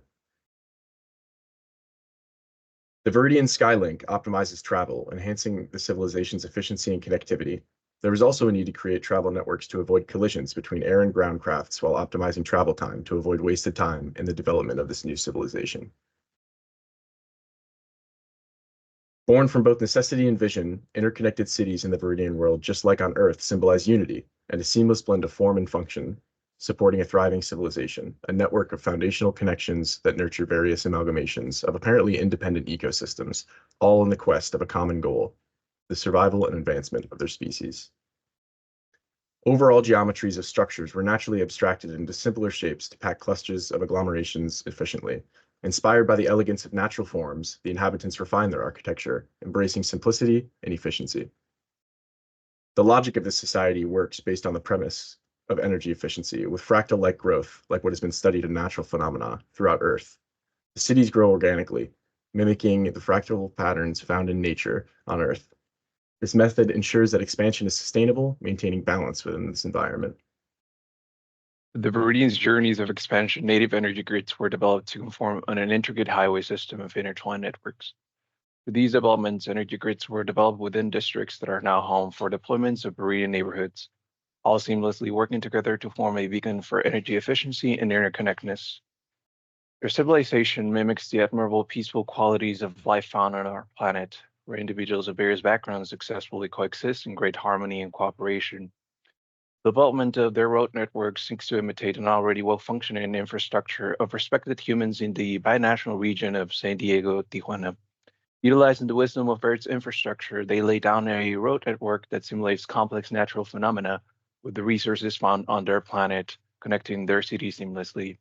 This network has become the lifeblood of their civilization, facilitating movement and interaction across the region. Overlaid here is a depiction that illustrates the development of the widely used Ecuadorian map created by the Viridians. Growth is redistributed in each quadrant to a central source where communities agglomerate. Each quadrant is self-sufficient yet interconnected, with communities clustering around central hubs. Sea structures harness the cooling and kinetic power of the sea, linking it to their nuclear energy networks. This lifeline supports the entirety of their existence, ensuring a steady flow of cleaner energy throughout their civilization. The inhabitants constantly seek to expand their knowledge of space and time, scouting and studying terrains tirelessly. Their supercomputer's guidance transforms uncharted terrains into avenues of growth and collaboration. Danger zones mapped keep Viridian safe, while undeveloped lands highlight natural energy fields. Highways and subnetworks ensure awareness of commonly traveled paths. One of their most important areas is what they call ceremony gathering spaces. Residents communicate with the central supercomputer in real time and in many ways share one single consciousness. However, their primal biological traits still allow for them to reconnect with one another on deeper levels of awareness when they are not engaged in strict routines regarding missions of impending nature. The structure of the nuclear energy gathering rigs takes advantage of some of the attributes necessary for their functioning and repurposes them as part of the overall building assemblies. Energy epicenters successfully process, maintain, and reallocate energy distribution to avoid any wasted efforts or unnecessary resources being created. They are located at the heart of the energy network. And goes on, the Viridian constructed infrastructures called that naturally found landscapes and energy fields, showing true displays of energy efficiency and master planning from the Viridian rays. Watching from far, we can see as the travel networks expand while the untamed energy networks and dangerous foe-ridden territories recede. In most cases, it takes from 5 to 10 years to successfully expand to immediate surroundings, but it is only about after 25 to 50 years that full control of some of the most difficult territories is achieved. Expansion is a meticulous process, but this careful approach ensures sustainable growth. At the end of the day, success is achieved no matter the conditions in front of the Viridian civilization. Regardless of the obstacles, resilience and unity ensure success, demonstrating their indomitable spirit and the enduring strength of their collective effort. As the Viridians look upon the realm with hope and wonder, amid swirling mists and whispered secrets, they have forged the beacon of hope, a symbol of unity and destiny. And now, as the narrators of this incredible journey, we reveal our identity. We are humans, the architects of this experiment. While eons have passed on Ecuador, has been less than one lifetime on Earth since we sent our time capsule. Watch the persistent entities conflict arise and resolve, witnessing their transformation from a species on the brink of extinction to world stewards. Our experiment succeeded beyond our wildest expectations, and we cannot help but feel a profound sense of our responsibility for the role we played in their destiny, a capsule that altered their fate forever. Thank you. Thank you, guys. Great work. I mean, it's a very nice story.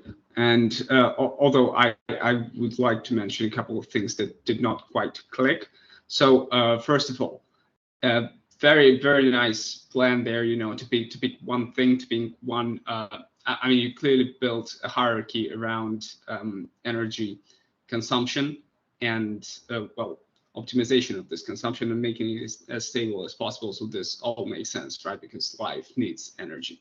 So it's absolutely fine. On the other hand, on-body nuclear energy sources, that just I'm not sure is a good idea. I mean, unless you can defend that, of course.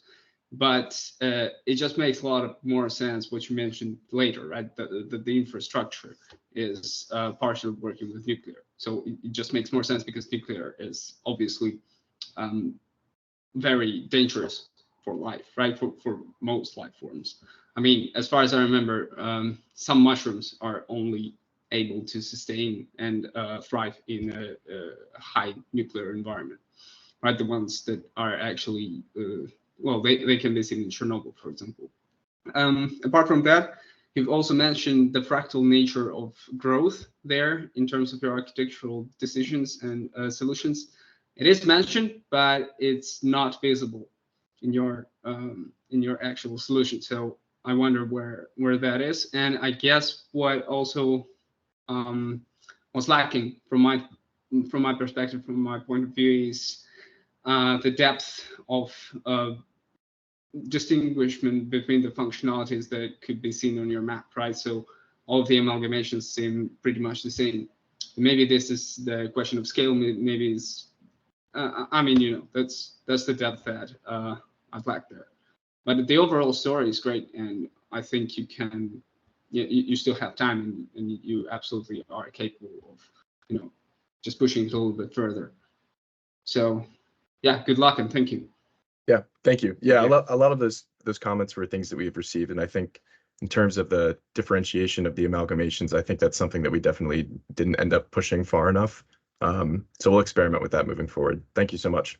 Definitely. Thank Yeah, you. just don't forget to have common sense there. I mean, every solution is a solution to some problem. And once again, I really love that you have this core in terms of focusing on the energy. So great job there. Maybe just, I say take a step back, right? Just to see the overall picture and just recalibrate yourself maybe.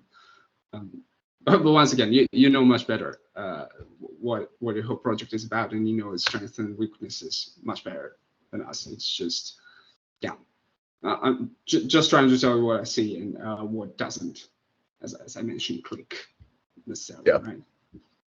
Understood. Thank you. Yeah, like it makes a lot of sense. I think that there is also some missed opportunity, like to engage a little bit more with a map, because you have like a current situation, but then it's blended so much like in the background when you're starting to add like the layers of your work. Like if you go up before like when it says current, and then it starts like to, you know, like spread and grow like through the years, right? So you could use this map and like represent it, I think, in the information from it in a little bit like more efficient way and show that it exists, right? Because again, like the constraints that like you are setting for yourselves are important, and you are taking a lot of information like into consideration like from it, but then it's just not evident through the imagery. Is the left-hand side water like what is represented on the current situation? Yeah, it is water, correct.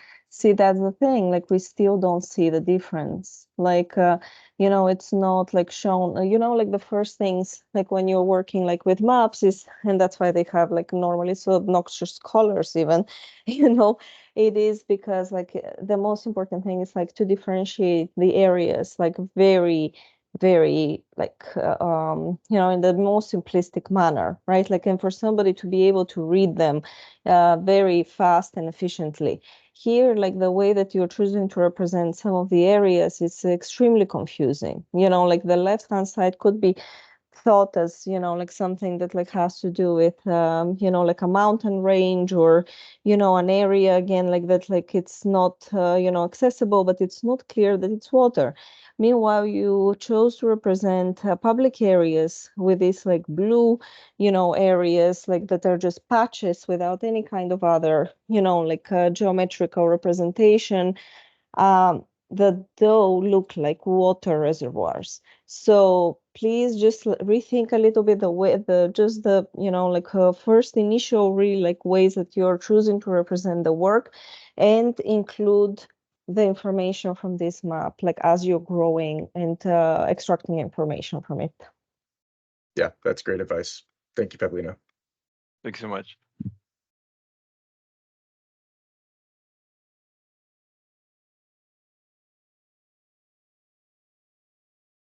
Okay, so maybe from my side, we have been, chatting back and forth about this project, but I think what's worth mentioning here is that probably this is the only project in this group or maybe one of the few projects where the urban layout is actually dealing with the existing urban conditions. In this example, this is like San Francisco, Tijuana. And that's pretty cool because I remember you are doing a lot of research. You are drawing some inspirations from existing cities, like for example, how the connections and transportation is built there, also how to incorporate the water or the shoreline into the city. And we can see much of it in your plan, like the fact that you are building districts, you are zoning, you are having different modes for your of your buildings.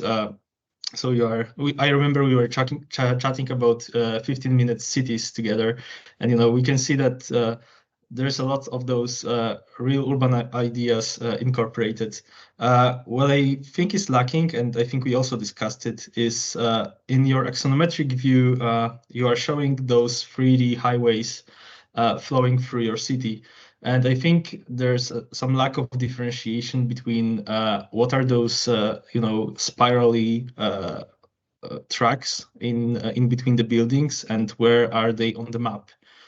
Because at least from my perspective, I cannot differentiate between, or at least join together those two pictures in my head. So that would be great to clarify between your final, before your final presentations, like how are those 3D highways working and how to show them intuitively on a 2D map. Apart from that, it was great working with you. I really appreciate all the effort that you have put into that Cosmogony chapter, and I think that all in all, it looks great. Thanks, guys. Thank you so much, Jacob. Thanks, Jacob. It was a pleasure to work with you too. Definitely. Great.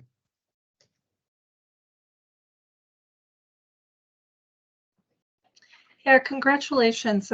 It's a beautiful project, and without repeating a lot of the content that was discussed already, I just wanted to add something that I think is kind of common to all the projects we've seen today, and it has to do with, like, once you develop a certain level of complexity, what is it that you are representing? So, for instance, as an architectural designer, my perspective is always like I'm designing the space. I'm designing the thing to create a space.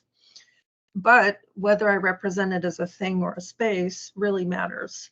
And in a lot of these presentations, I feel that there's a representation of the things that are designed, but not really a good representation of the kinds of spatial things that are happening. So some of these things are huge in scale, but the way they're represented and the level of intricacy and the scale they're represented in, and especially what we're allowed to see, leads us to see something that is maybe overly saturated with stuff, and we don't understand what the resulting space is. So for me, for instance, it would be really important to try to understand this beyond a 2D drawing that I'm only seeing from a top view. And even when it's exfoliated like all the projects did, it's hard to put it back together in my head without really seeing that happening in the presentation. So if I had to say, like, what could be added to this presentation, it would be some views of what the spatial experience really is after I see all the things. So, like, for instance, all the way on the upper left, that little 3D diagram of sort of the urban configuration, I was really looking forward to getting inside that and experiencing it from a spatial perspective.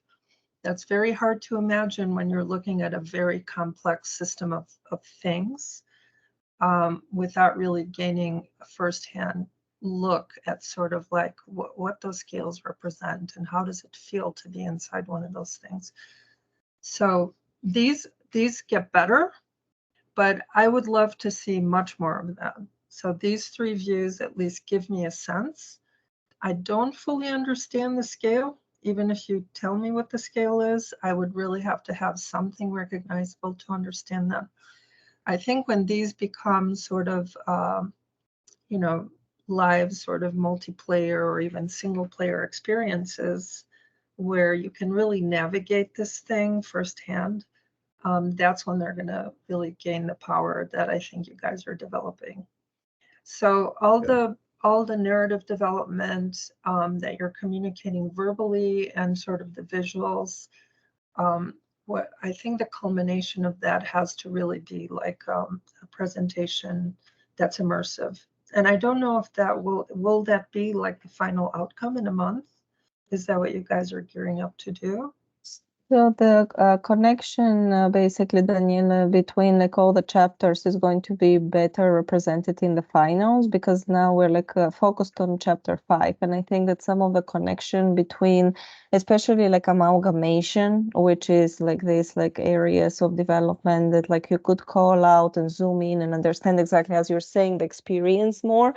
You know, like I feel that like maybe like this group like showed some of these images, but again, like maybe the comparison or how you actually like, you know, connect these two worlds and like which part is which, right? Like in the call out, maybe it's not as successful to understand like each level and how it's organized, but I think that's going to be the challenge for their final, because that's the most important part, the link between all scales, right? But that's a great comment that you're adding, and I think it is a valid one. But actually, I think somebody else expressed this even better when they said, with all this layering that is like sort of collapsing and exfoliating, I think having those layers already be three-dimensional. They're not just flat planes of complexity that are somehow mashing together, but things that are actually, they have spatial potential when they come together, even if it needs sort of like post-production, you know, some editing after those layers come together to like make them make sense. I think that was an extremely valuable comment and probably the most salient thing in all the stuff that I was just trying to say. If these layers were coming together and were already dimensional, the feat would be a lot easier to move from these sort of massive master plans to very credible environments. So, but anyway, congratulations. I mean, by far, I know this program goes really fast, and it's always admirable when I come to these reviews to see how much progress happens between the chapters. So any kind of critique, it really should be understood in the context of like a lot of positive kind of impression about what you guys are doing. Yeah, thank you so much. Really valuable advice, Daniela. Thanks. Thank you, guys. So we should be moving on to the next team now. Great. Moving Thanks, on everybody. to A3. Thank you, everyone. Hello. Hello, everyone.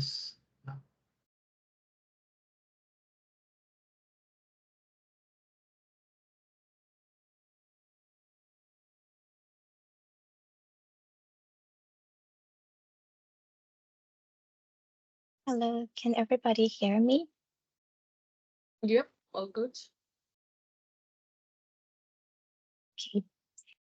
Hi, everyone. We are Group A3. I'm Jamala, fashion technologist based in Hong Kong and Singapore, together with Prakash and Rajat, architects from India. Now let us share with you the final chapter titled The Celestial Zenith. Celestia is a beautiful cloud-covered planet. Within its mountainous caves are the precious celestial crystals. Native Celestians harness these crystals to power their biomechanical augmentations and floating cities. Their past conflicts against the brutal Queen Avia rule were devastating, and today they are focused on rebuilding.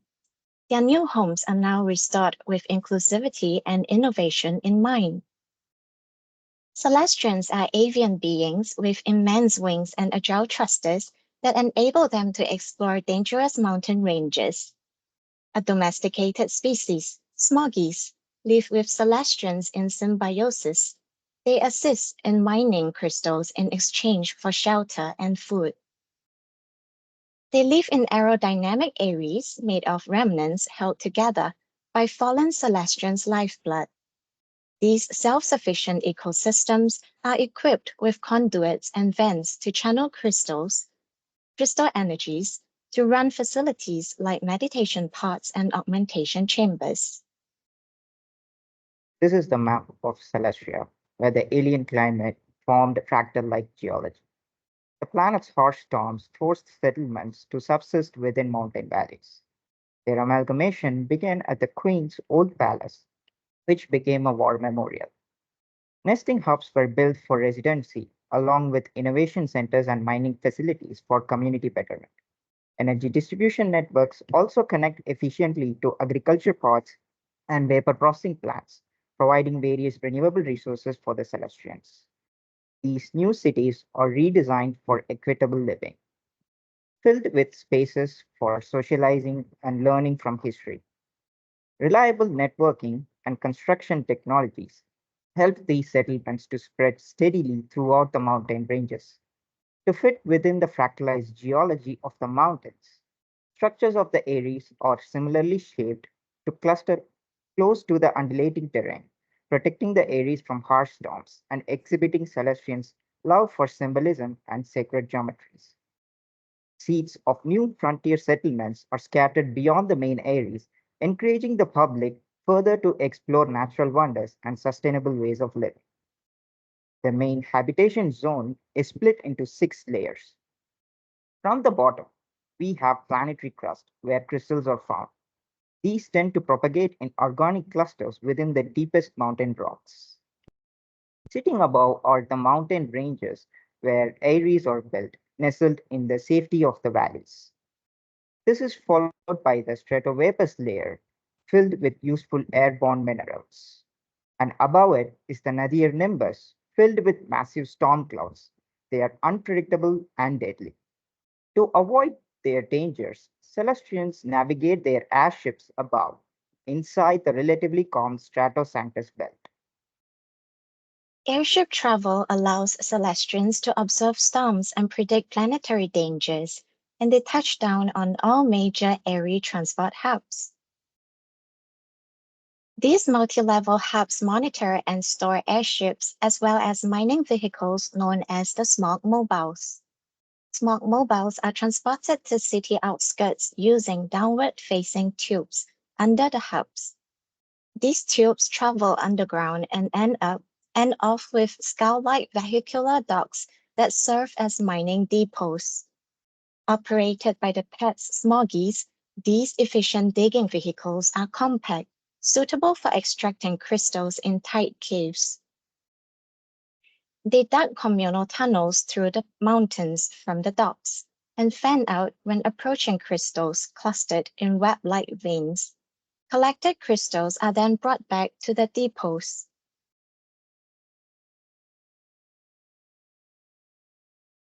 The stratovaporous layer is filled with airborne minerals that can be used to improve agriculture yield and catalyze the crystal refinement process.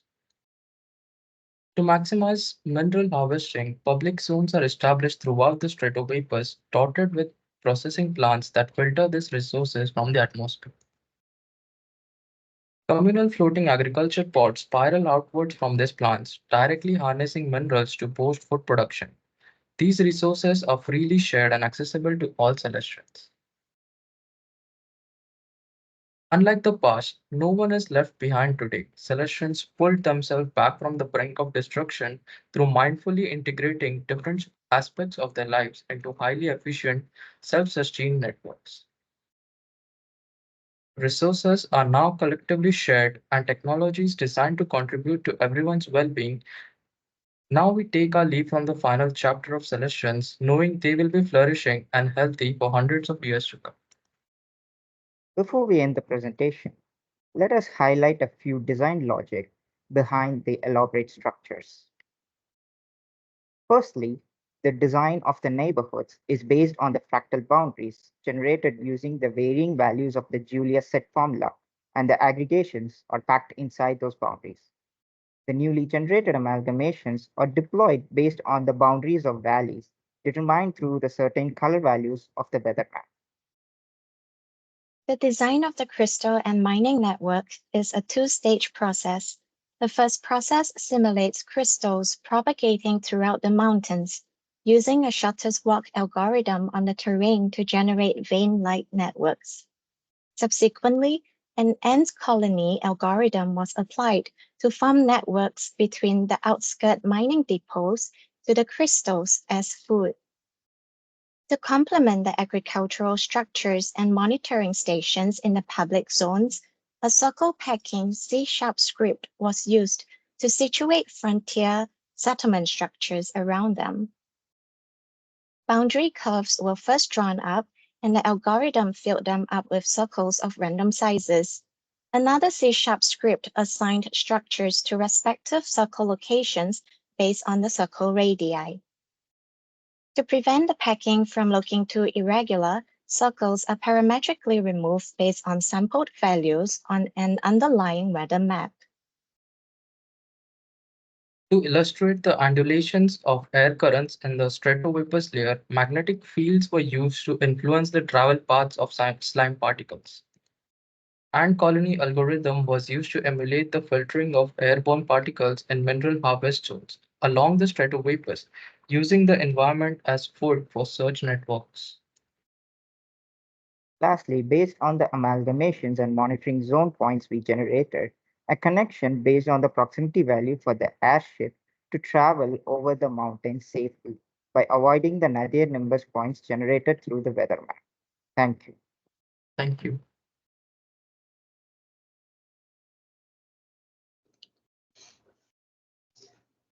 Thank you, guys. I think it's you've done an incredible job, like documenting each step of the logic, like of your map and the storytelling. And I love like how you went through, like really like explaining like every part of it. So I appreciate that like a lot, like in your logic.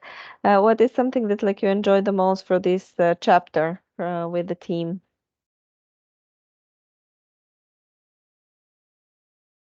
I think it's Okay, Rajat can start first.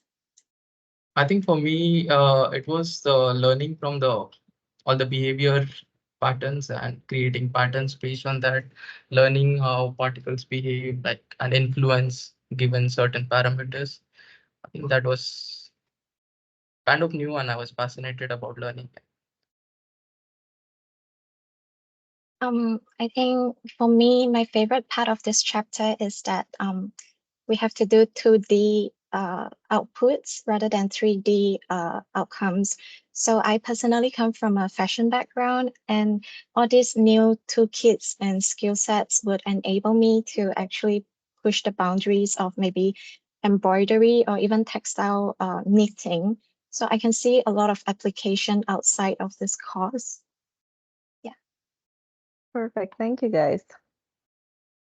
That last comment was so interesting because even though, yes, you're kind of working in 2D, I found this particular project extremely credible as something that is developing into 3D. And part of the reason has to do with how you discuss the design logics, but we can also really see that. So yeah, I just found it very coherent and credible. There's like between the scales that you were presenting at, between the 3D and 2D, like the 3D from earlier chapter to the 2D, as well as like extreme attention to detail without oversaturation, like really thoughtful understanding of how these systems and intricacies really come together. I think it's going to be very easy to move this from these sort of huge views of these master plans into like a very coherent spatial thing. So I feel like I could zoom into just a small part of this and could still get a snippet of what the overall sort of what the overall systems are doing with each other. So really congratulations, and also the visuals are really stunning. Congrats on that. Thank you. I agree with this comment 100%. There's a certain level of simplicity to this project that, it's sort of slow evolution in how the sort of city and 2D have come together. And in your position or in your next phase, please don't lose that simplicity. And it's going to be overwhelming to try to tie all these systems together. And there's this urgency to go more complex and smash things together in a sense. So keep the simplicity, keep the elegance. One thing I wanted to point out, and it's one of your drawings kind of towards the middle, the blue zoomed in sort of outlines of your neighborhoods are right there, the blue stuff right there. If you zoom in here, and I think you should just use a little bit more time to describe in your presentation and also on your own time when you further develop this project, is that what are the spatial qualities, not necessarily not just in 3D, but in 2D, that these shapes are giving you? Like, talk about why your neighborhood is this particular shape, right? And there's a top-down approach here, and that I don't mean that in a negative way. I mean that in a positive way, where you're introducing certain geometries and forms that you're saying this is the most optimal way through which this project is working, and this is where the neighborhood is, and there's where the connection is. But what you're missing in your presentation is just why is this shape particularly? What is it giving us? What is the quality and the characteristics of this particular shape that's giving us this solution to that particular problem? I'm not saying don't do this shape, I'm saying do it. But in your presentation, even going forward, examine the quality of it as a space,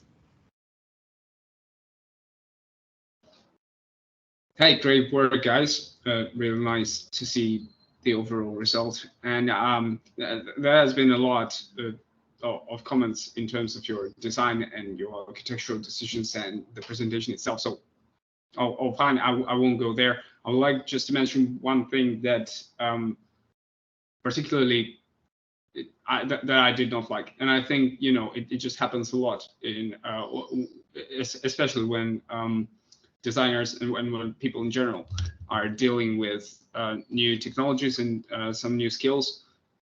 You're starting over mentioning it. So for example, when you are presenting your solution, if you were to present a painting, for example, or whatever, you don't talk about the type of pen of pens you are using, or the exact colors that you were using. So I think it is pointless to say what kind of algorithms you were using, what kind of programming languages were used to craft the tools that resulted in the solution that you have to offer.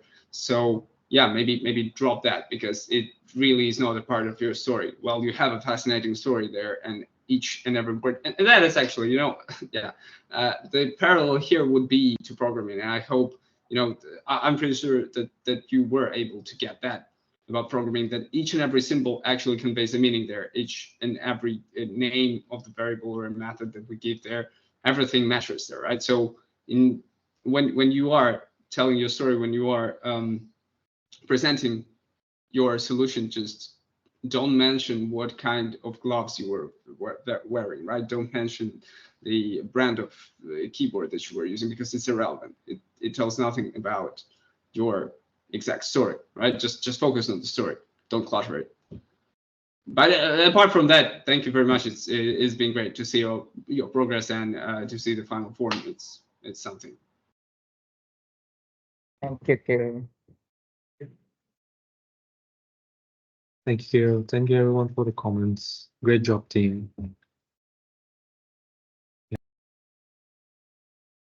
Yeah, B5. Then we can start. Screen and professor. You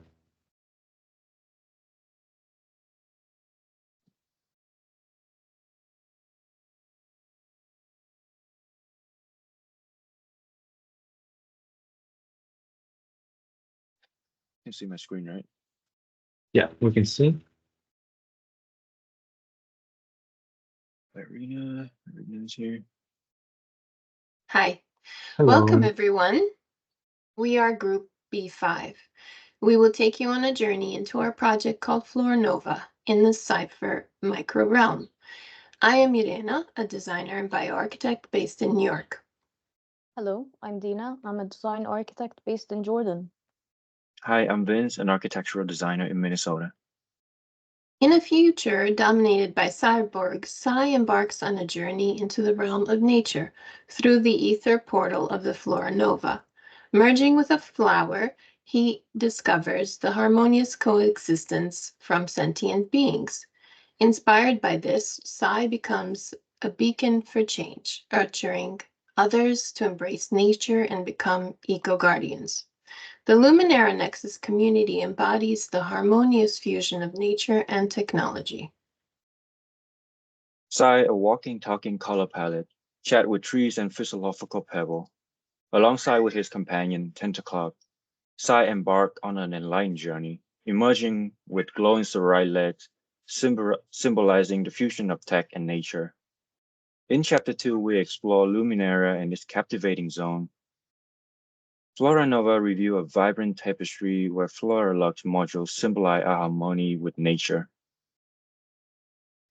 In Microbial Eden Community, guided by fractal patterns and biological dynamics, forms clusters of geometric harmony.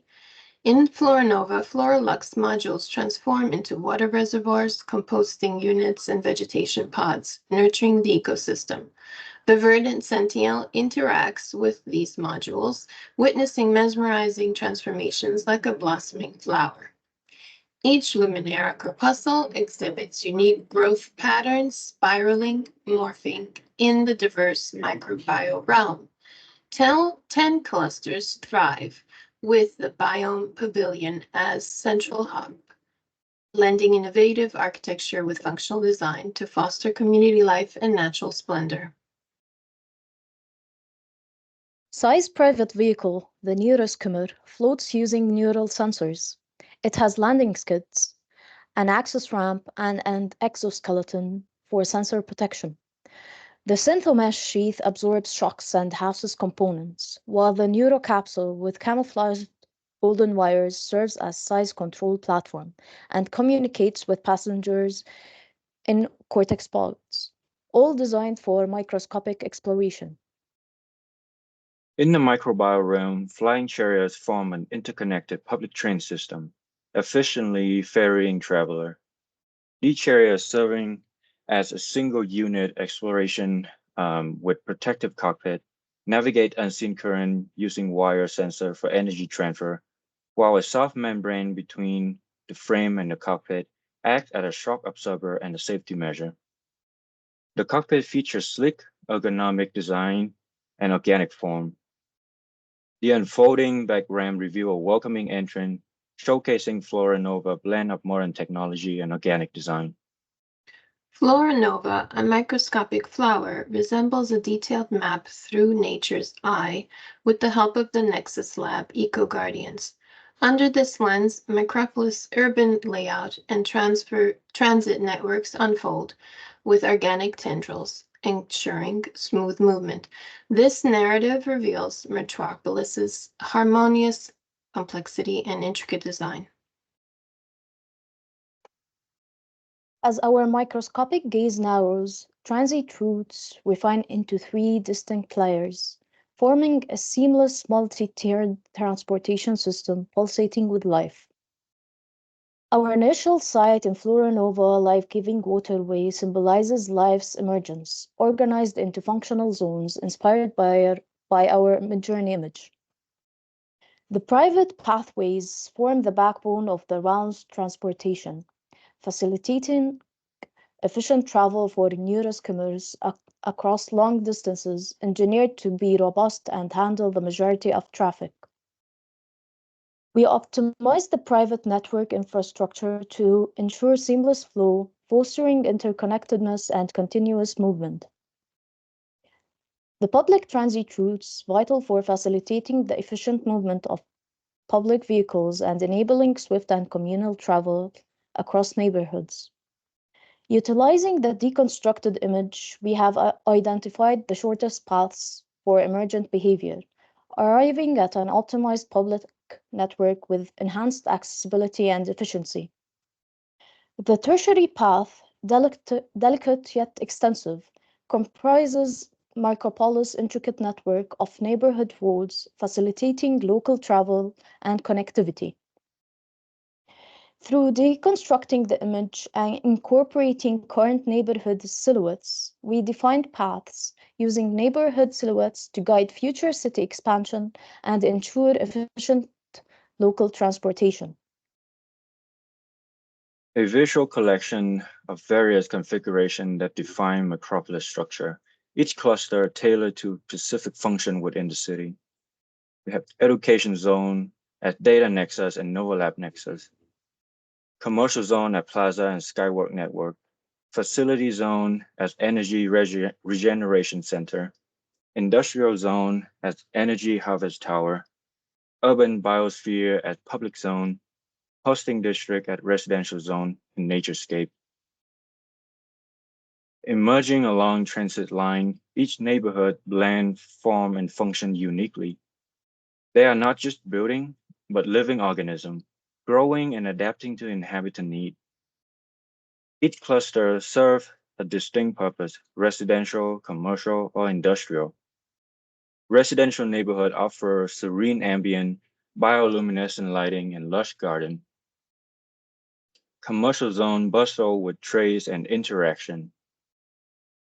Industrial area prioritize productivity, featuring robust utilitarian infrastructure. Educational zone are knowledge repository with research facility for cyborg transition to organic form.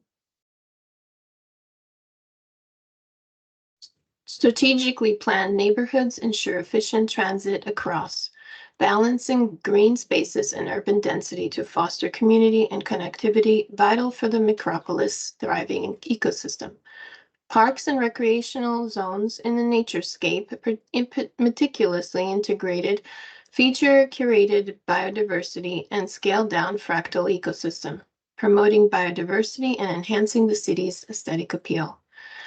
Public spaces serve as cultural hubs for communal interaction and festivities, fostering community identity and pride among metropolis residents. In Flora Nova, bioluminescent waterways pulse with vibrant energy, linking beings and technology through communication and resource sharing. Psi and the cyborgs are inspired to integrate similar networks, embracing ethical governance and sustainability in the microbio realm, fusing nature and technology. Flora Nova exemplifies the power of nature's wisdom, offering a future where technology and environmental stewardship coexist in perfect harmony. Thank you.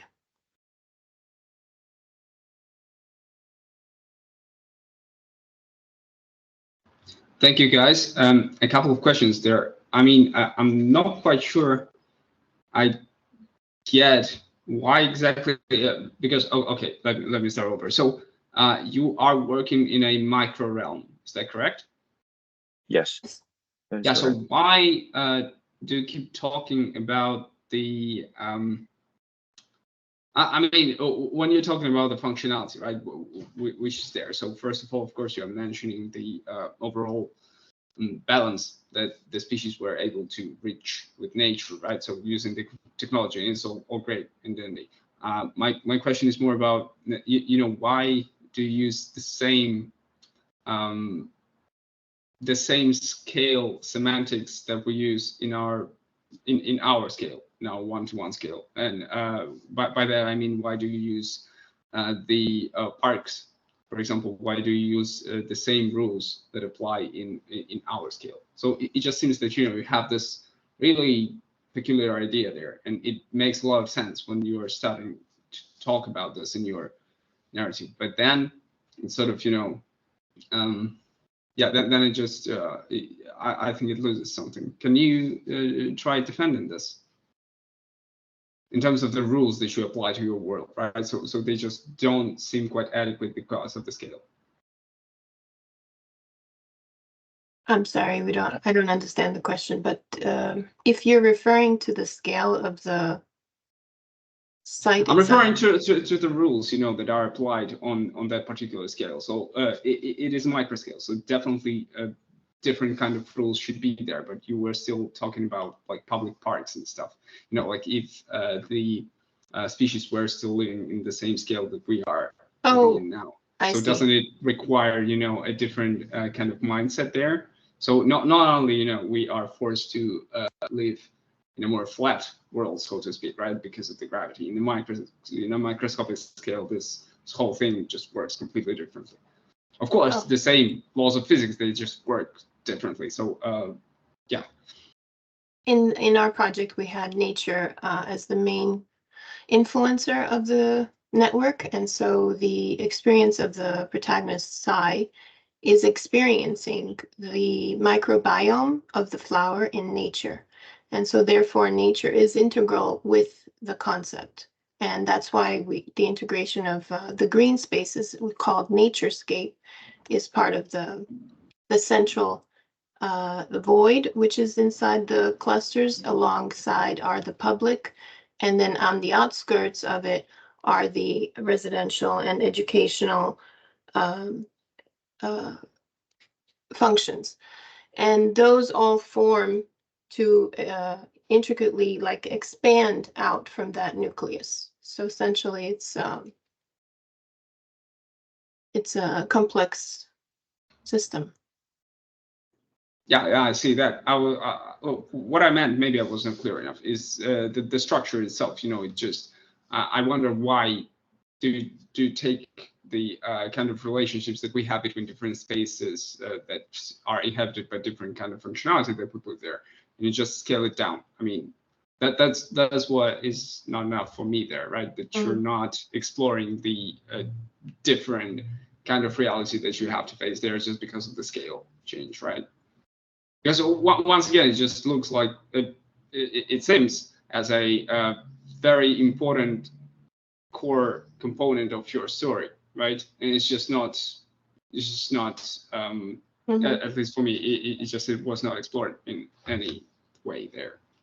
Okay. Yeah, I have to. Maybe I can add something that might even extend or clarify that, because I had the same kind of quandary. I mean, first of all, the project is really successful.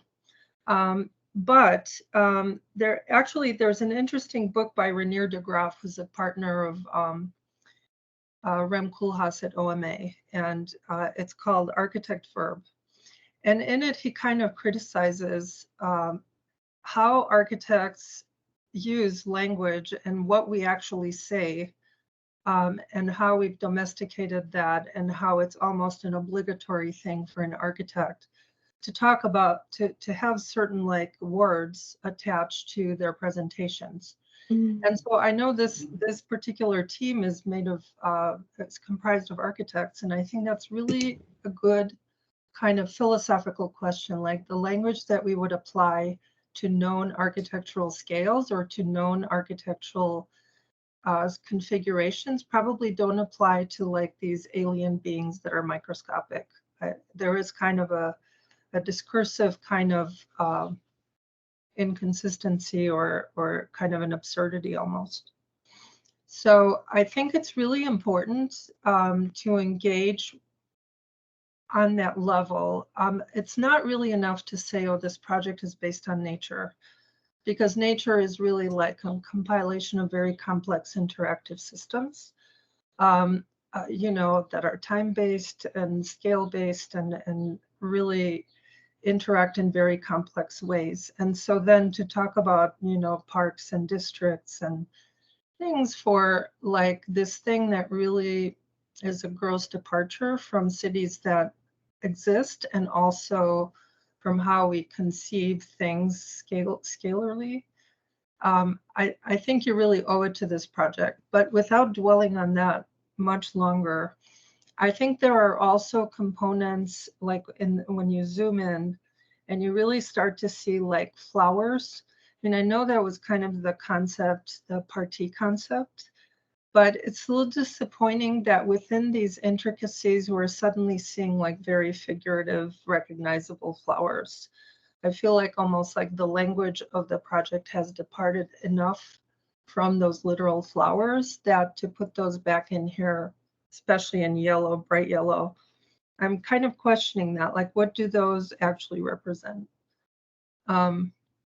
Yeah, but again, I'm really curious about how this manifests in 3D in the next scale, in the next iteration. Like, how are some of these things translated into 3D? So I think this scale conversation is actually super interesting here, and I don't really find it as problematic as the comments that you know, Daniela and have mentioned. In one reason, and I think to me this project is almost addressing a an issue that we had seen across all projects so far. Is just it's very evident in this particular one. Because if your immediate site is the flower and your creatures are smaller than the flower, therefore that's their world, and they're an issue of a scale, then to me the flower becomes the medium, right, scale. And for that to exist, there's got to be a bigger world for it, right?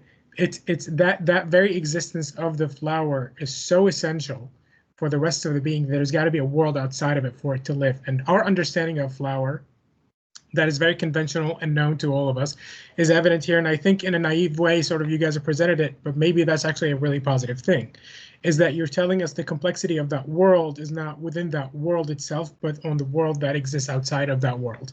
Hopefully I'm making sense here. It's a little bit more complex. So to me, I don't know what the right answer here, and I don't think there is an issue of scale per se.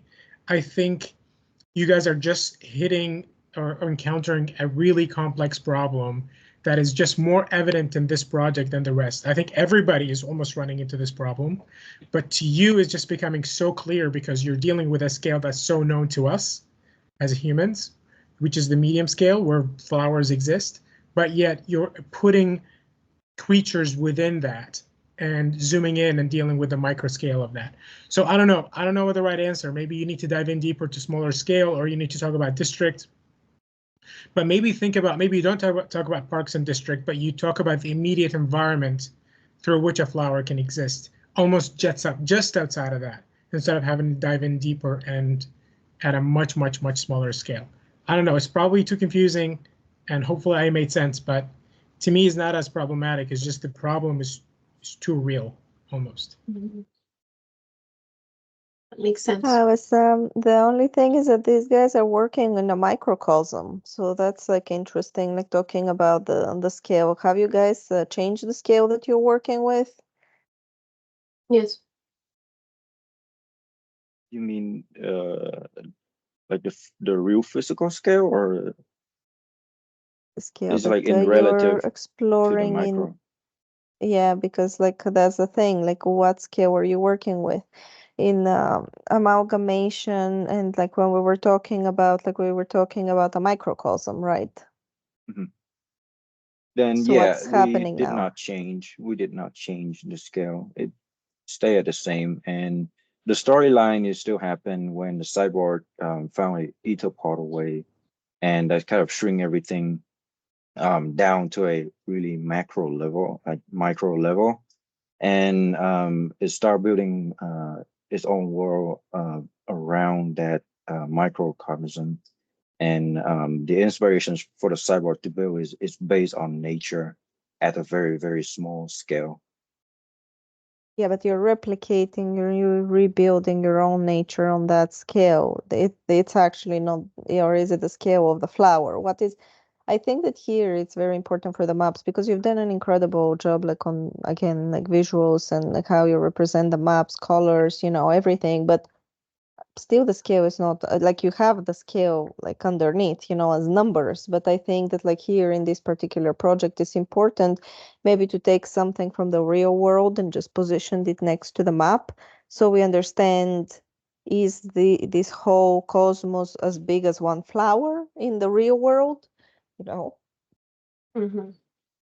There's a great little film by the Eames called Powers of 10, which kind of zooms progressively out sort of in an exponential manner, all from like these two people having a picnic.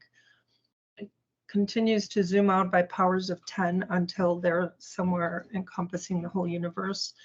I think that kind of like quick expose, maybe this becomes part of all the projects, like just zooming us out of or into a scale we understand, whether it's a flower or whether it's a micro, whatever it is, something that we comprehend, so that we then have a really good idea of, what kind of scale you're operating on, how big are these sort of alien beings or these AI beings that you guys are exploring, and like just it gives us more of a sense, like the project that was showcasing the project inside a museum, this like really mundane kind of building.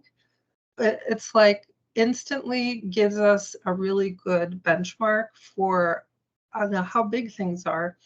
And when you're working at a quasi sort of, let's say, city scale, which most of these are not really cities, they're like at different scales, it becomes really important to understand, how big is this thing in the cosmos or on Earth or wherever it is. And I think the powers of 10 would be a good thing to watch. Thank you. Okay, may I also give a quick credit? Sure. Yeah. Yeah. So although I really like your microbiological storyline, I think every creed that you heard about not fitting your scale with your language, I think is valid. So one option to overcome it is like show in comparison, the powers of 10 was mentioned, but the other way is like using a pretty good metaphor for what you are for representing the scale that you are telling the story about. So for example, maybe instead of energy harvest towers, it should be like mitochondria towers or something like that. And everybody knows that mitochondria are providing energy, right? Or maybe, I don't know, your what is here? Maybe your urban centers or plazas should be called nuclei, or maybe your private networks should be called cellulose fibers network. I don't know. I'm just giving you some ideas, but it already gives you the sense of scale that we are working with microorganisms, and it's already giving us some ideas on how to view your work through the sense of scale. On the other side, the things that I'm really appreciating is that last time when we saw your work with Madeline during classes, it was rather a system of joint elements. And right now it started to look like, and it's actually already looking like, a cohesive plan, that you have all of those elements together and they look like they belong together and are not, some from different places. Also, I feel like you already placed your amalgamations in some more thoughtful way, which is also a plus. And the last thing that I noted for myself is that, actually your subject of interest in this project, integrating nature-based habitat with some kind of development, is like a pretty hot topic, and it's like pretty cool that you are already taking that into consideration. Like the whole sustainable architectural movement is a big deal right now, and considering climate change, etc. So it's pretty cool that you are undertaking those subjects and trying to work on it in a much smaller scale with this whole microbiological story. So yeah, I really appreciate that project. I think all the comments that you heard are very valid. I think it's worth taking into consideration, like changing the language in which you speak of your project, and I think you should be good during your final presentation. That's awesome. Thank you so much. Yeah. Thanks. Okay, thank you guys, and moving on to the next team. We have Thank you. Thank you. Thank you, Ron. Hello.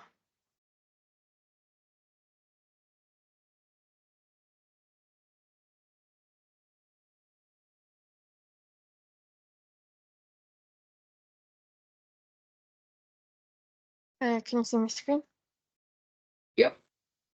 Okay. Good evening, everyone. I'm Salma, and my teammates are Yatsik and Yanash. Today, we're presenting the synaptic complex from the character's point of view.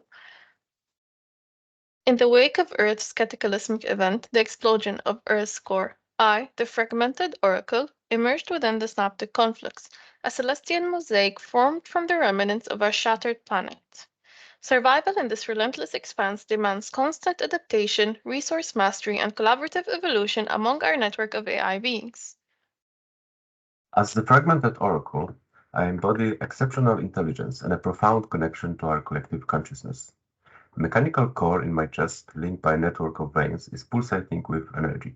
My unique fingers allow me to grab and climb with ease, and my crystalline horns vibrate with information connecting me to the collective consciousness. Echo's composition mirrors mine, featuring the same layers. Notably, Echoes possesses an additional layer, distinguished by sensory horns on his back. These tiny horns enable him to scout new terrains for essential materials, facilitating our survival and unity in the cosmic chaos. Our home, mirroring my own composition, is a layered fortification.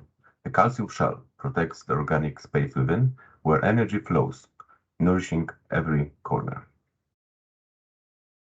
In our relentless pursuit in the hive mind's ultimate survival amidst the cosmic chaos, we meticulously engineered a specialized system utilizing our corpuscle and scouted materials. Our society's components harmoniously work together to efficiently distribute energy and resources to support our society's continuous growth and resilience. The next crucial phase involves establishing physical connections within our hive. The intricate transit system of public and private network enable an efficient movement of vital resources within the hive.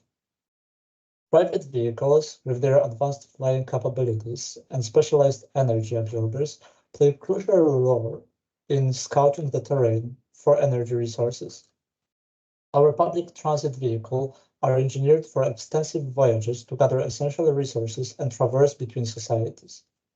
In the synaptic conflux, fragments of Earth's explosion orbit around the energy-rich core of the cataclysm. This core, still emitting powerful energy, is crucial for our survival, providing the gravitational force that keeps each entity in place. Each fragment, varying in size and composition, follows a distinct path around the core, drawn by its gravitational pull. Fragments closer to the energy center move slowly, highly controlled by the intense energy, while those farther away orbit at much farther pace, lacking the gravitational strength to slow them down. Despite their scattered position, these fragments are united by their shared orbit. The intricate force prevents collisions and allows fragments to create their own independent universe. Zooming in, we witness the intricate web of connections that link several key fragments within the synaptic conflux. These fragments are not isolated. They form a dynamic network of pathways and bridges, both physical and energetic. This map reveals the lifelines that bind our scattered homes, enabling the exchange of resources and the flow of information. What started with one fragment soon expanded as we searched for sustenance across the fragmented world. As our society grew, more connections were established, and life began to spread to more fragments. Each new connection brought opportunities for growth and survival, turning isolated pieces into a network of thriving communities. The connections between fragments are vital for our collective survival, ensuring that no fragment remains isolated or deprived. The layers of our world show the cosmic background, the fragments, the dynamic connections between each fragment, the emerging neighborhood connections, and the mining and resource exploration routes. Delving deeper, we arrive at a singular fragment. Here, our interconnectedness becomes even more tangible. Navigating the rugged terrain of the fragment presents challenges, but our evolution has led us to creation of transit system that transcends these obstacles, enabling us to traverse the bumpy landscape. Our societies are represented with different variations that grow on the height peaks of the fragment. They gather and merge to create larger neighborhoods that vary in size and connection. The growth on mountaintops has its purpose. It allows us to survey the terrain around us and anticipate any dangers. This elevated vantage point ensures we remain vigilant and prepared for any threats that may arise. As our neighborhoods expand across the fragment, they are linked by a network of pathways that facilitate movement and interaction among the inhabitants. These networks are able to connect to the transit system between the fragments. As we need resources and energy to survive, resource gathering routes begin to form around our neighborhoods as we embark on our expedition journeys. These routes are essential for sustaining our growing communities and ensuring our continued survival. Mining zones and excavation points are then created. The energy lakes, integral to our fragmented world, are sources of life-sustaining energy, which is easy to spot, glowing in the darkness, guiding us with the vital lakes where we gather the energy. The energy emanating from Earth's core explosion has colored the fragments with vivid hues of blue. The first inhabitants strategically start building their society next to the energy lake. As the neighborhoods grow, they are linked by a network of pathways that facilitate movement and interaction among the inhabitants. Exploration networks to the energy lakes and mining operations are created. We extract vital materials that fuel our technological and societal advancements. We create different network and iterations of our world based on each fragment and its resources. This fragment map highlights the planning and resource management that underpin our daily lives, illustrating the harmony between our communities and the fragmented landscape. United by a shared purpose and fortified by collaboration, our interconnected hive thrives amidst a fragmented cosmos. Each challenge we encounter is met with resilience and innovation, reflecting the true essence of our collective potential. As we navigate through the environment, the synaptic conflict stands as a beacon of hope, illuminating the darkest corners of the universe. Within its embrace, we find not only refuge, but also the inspiration to push the boundaries of what is possible. Together, we forge a path towards a future brimming with boundless possibilities and unprecedented prosperity. Thank you. Thanks a lot, guys. Nice project. One more project that I had a pleasure to see, how it emerged step by step, and you did great. Although there are a couple of pain points for me in your presentation. So your close-ups, your details, they are definitely raw. I mean, it's quite obvious that you just take a close-up into your broader view, right? So if you want to show more, you definitely just need to to commit a little bit and show the close-ups, as the close-ups, right? Not just maximizing the map at a different scale, because the first thing that sort of just came rushing into the eye is the amount of detail that was generated there. So something that at a certain close-up does not convey any more information and just looks like a mess. And also your terrain contours, they die, right? They are absolutely invisible there. So if you don't know that they are there, you won't even notice them. While there is, of course, a lot of information in it, as this is the data I believe that you use in order to place your among dimensions. So once again, on that scale that we're looking at right now, it probably is meaningless, right? We won't see that in anyways. But in the close-ups, it would be great to see how the terrain actually influences your design, right? Because we always design in a context, and this is a crucial context, especially since it's a huge part of your story in terms of climbing the altitudes, right? Apart from that, great job with the animation. I guess the connections should have been somewhat different, right? As far as I remember from your concept, but once again, you still have time to work on that, on those connections. And congrats. Yes, it's really a pleasure to see that. Thank you for the story. Thank you. Thank you, Carol. And I hope you stopped using ChatGPT to generate code for you, because if you didn't, I'll be reminding you. Okay. But it's just I wanted to joke for some reason. So, time to move out from Poland, I guess. I wanted to tell you guys that please keep on coding. If you like it, just keep on coding. Don't stop copying and pasting. Keep on coding. Good luck with that. I've been talking too much, so thank you once again, and see you next time. So definitely an exciting project, guys. Like beautifully put. I think that I love the differentiation and the clusters that you're organizing.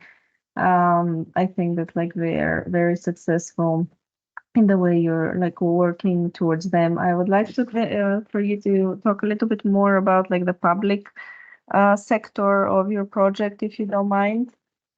Take us a little bit more towards that, because I feel that if there is something missing in your map, it's mostly this public, spaces. and understanding like how they correlate like with the rest. Our public spaces are basically the lakes, the energy lakes, and like these mining zones, and it's connected. These are like the resources, so it's just all about survival and connecting to these lakes and gathering energy and mining and gathering like resources to build the neighborhoods and the societies.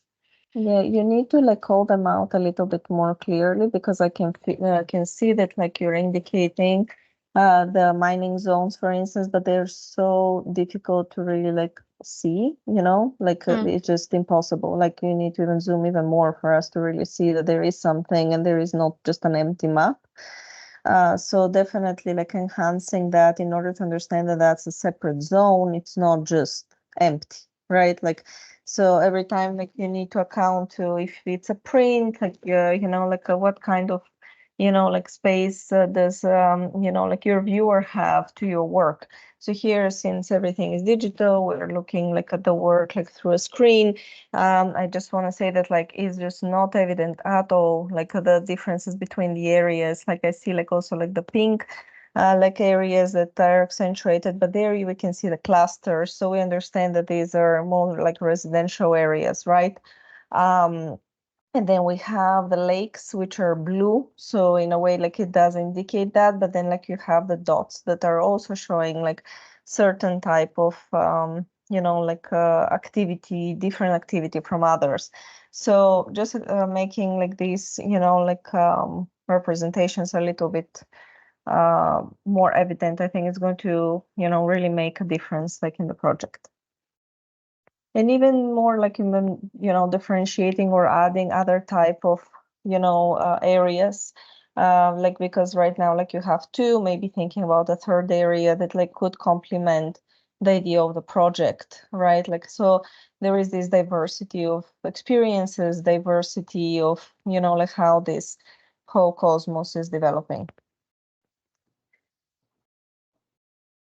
Thank you, guys. Thank you. I wanted to point out some other things. I mean, I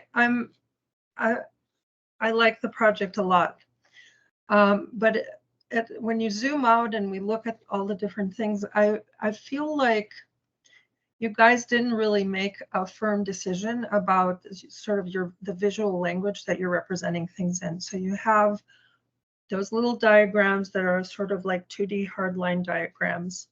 And then when we zoom into like this so-called fragment, we start seeing, rather than seeing kind of an amalgamation, like a true sort of credible fusion, we see like things drawn in or represented in all different kinds of incongruous languages. So I don't understand why these little squiggly lines are formulated the way they are, and coupled with like those really hard line sort of figures that are really little, and then you have the background grid, and then you have sort of the hairy periphery.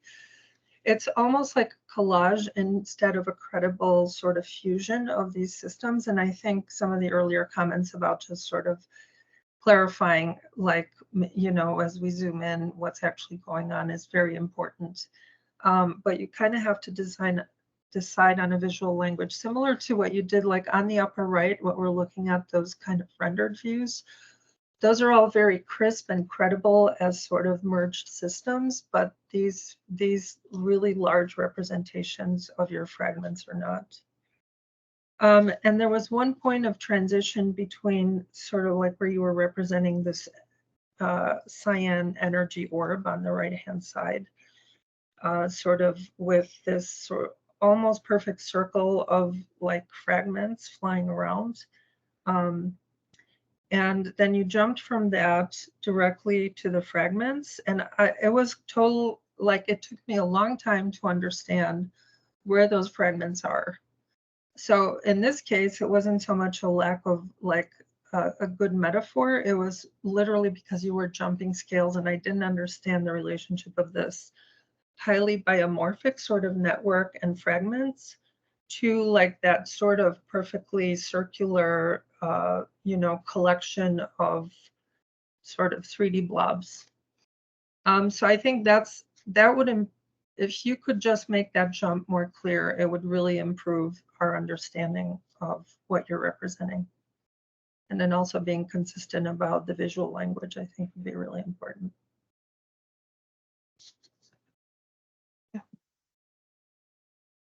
Thank you, guys. Thank Great, you. great project. Yeah, I think there's an opportunity to add your animation clusters in the main map, not only in the zoom-ins. I think that's where you can add and emphasize more on the networks because they form around a cluster, not the other way around. Great job on the board and on the visuals. Thank you. Thank you. And yeah, let's move on to the next team. We have B7. I think you mean B. Yeah. B6, sorry. That's fine. That's all right. We can be B7A if you like, and then Oh. so it's actually let me try just one thing. There we go. Okay. Hello, my name is Dustin Altschul. I'm an architect based in Grand Rapids, Michigan of the United States. And I'm Roma, an architect based in South India. And this is a story in the QuantumScape universe. In the vast expanse of an asteroid's belt's gravitational swirls, a miracle grew into the great ancestor tree. Solidified, interconnected resin cells metamorphosed into layers of organic metals, forming a tough exterior with varying gravitational pull. Three distinct realms emerged: light radiance, luminalis, and dark enigma. In this celestial arena, the very fabric of reality responded to the orchestration of quantum frequencies intertwining sound, light, and color in a symphony that resonated every living organism. As time passed, the buds of the great ancestor tree's branches blossomed into fruits, detaching to form various species. Among them were the highly conscious Verde. These beings manipulate light and sound with their wings and neural cavities, absorbing both light and nectar from their vine-like hands. Serafina, a gifted Verde, shared an extraordinary connection with her luminalis-bound companion, Lysander, and together they embarked on a quest to unravel the latent mysteries concealed by the silent sentinel. On their journey of wonder, conflict, war, and discovery, they soon realized there's no complete map of the realm. Some maps were from the thriving past, bright and electric, and some were from the era where the tree was falling asleep, losing its luster, and thus they took upon themselves the task to create the most accurate map in current history. In their travels, they learned how life propagated within Luminalis. The great ancestors tree's branches grew with conflicting energies of light radiance and dark enigma. Thus, the central realm of Luminalis transformed into a unique blend of sympodial and other forms of L-system hybrid growth. Luminescent buds evolved into expansive bloom platforms, and interstellar dust solidified into terrains. The terrascapes evolved into diverse ecosystems, nurturing quantum-tuned flora gardens and communal spaces for the Verde, fostering a symbiotic relationship. Over time, they formed clusters called the OmniBloom Nexus. Influenced by the organic expansion and grafting by Verde, these nexuses developed into various districts, each a unique arrangement offering minimal but vital diversity, food production, platforms, living quarters, and spaces for celestial connection. Luminalis' residents dwell in Harmony Havens, a verdant residential district featuring ethereal respites for relaxation amongst the unstable gravity of the asteroid belt. Viridian Heights, another district, offers skywatch towers with a tranquil oasis of lush garden and water features. In ethereal gardens, bioluminescent flora and fauna bathe residents in a mystical glow, inviting them to meditate in open-air pavilions Resonance gardens clusters alive with quantum energy offer a tranquil escape within the bustling city. Areas of productive agriculture provide dense zones for growing the food and energy source for the Verde. Crystal spirals are structures optimized to absorb and refract radiant light that nurtures the growing Verde. Serenity Springs, nestled in tranquil hills, offer natural hot springs infused with quantum energy for relaxation and rejuvenation. The Celestial Resonance Observatory, perched on a high plume platform, provides stunning views for studying the cosmos' ever shifting quantum energies. Its crystals harness the energy of water and quantum frequencies, creating a symphony of otherworldly music.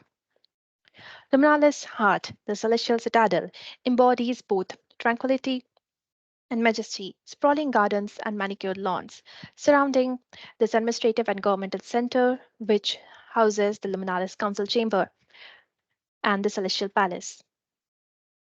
Wisdom and hardship meet in Sagewell District. Here, praxis pavilions, training centers flank the silent wisdom of the omniscient archives, forging well-rounded Verde for Luminalis defense, exploration, and discovery.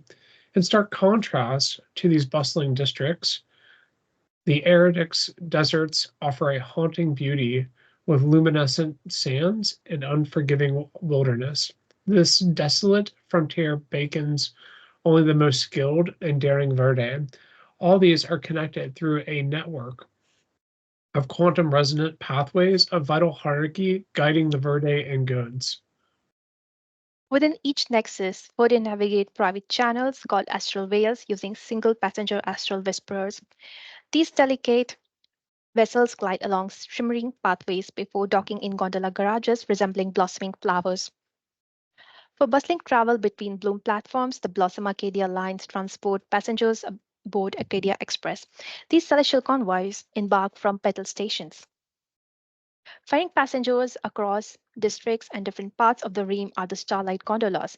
They dock at ethereal blossom gateways, which connect to petal stations through a vertical tunnel.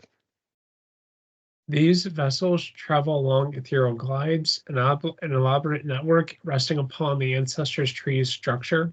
Meanwhile, private exploration routes branch off the ethereal glides, driven by the Verde's pioneering spirit. These dynamic pathways, influenced by the tree and quantum energies, lead to new settlements, resource discoveries, and territorial expansion. This intricate dance between established routes and pioneering exploration allows the Verde to continuously expand their world. Astral veins, mirroring the ancestors' tree branches, are channels that provide energy by absorbing the quintessence of asteroid soil and ether. Quantum filaments, intricate ribbons of pure quantum energy coalesce around the great ancestor tree. Weaving through the darkness, these paths act as the superhighways to travel between the realms.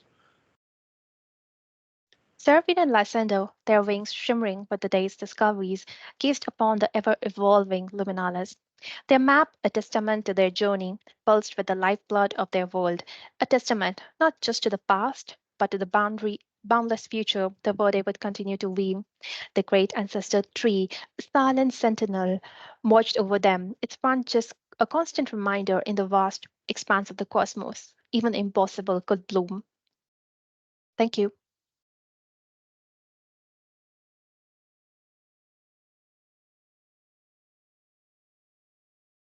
Thank you, guys. I think that like you've done an incredible job, like putting all the aspects of the cosmogony together. Like you have a very comprehensive map, a very rich map. I love that like you're thinking about the three-dimensionality. I think that like it would be really like an amazing, like view to understand like how exactly like like it works like on the three-dimensional world. And I think that yes, you calling out like the different dimension and direction that like really like these connections are happening, it's quite interesting. And I feel that like some of them ways that you're choosing to represent, because like they're like very patchy, like definitely like in the bigger map we're losing a little bit of this three-dimensional, you know, quality of the work, because like there is just this transparency and this like spherical nature of you know, like your cosmogony. But I feel that like some of the previous levels, right, like that you're showing, like we can see this like more intricate and you know, delicate basically like connection and how things are like moving through the different connections here, like these maps that like are showing the, can you go down? No, they're like more like on the right hand side. Yeah, these guys here on the right hand side on top of the bigger map. The vertical one. Yeah. The top sequence, I believe, Roma. Sorry, it's just mirror is hanging so much. No, it's on the top of the bigger one. Yeah, Yeah. these guys here. Exactly. I think that they're very successful into explaining like the logics and even like the GIF there. Like it's very well put together, because like again, like we're able to see like the complexities like between them, and like as they are like moving forward like in layers. I don't know if the one that it's compiling everything is as powerful and beautiful and conveying the message like on the three-dimensional side as much as like these previous maps like separately, you know. So that's just something to consider again, like on the representational side. But I think that like other than that, like you hit on all the points with this project. Thank you, guys. Thank you. Yeah.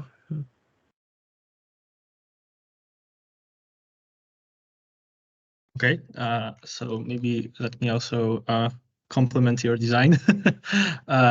Yeah, so I'm very happy that you introduced this functional mix, and I'm very, very happy that you actually almost by yourself developed a tool for classification of both amalgamations and the petals, and you are able to now like maybe not completely randomly, but in some algorithmic way produce like different variations of your petals.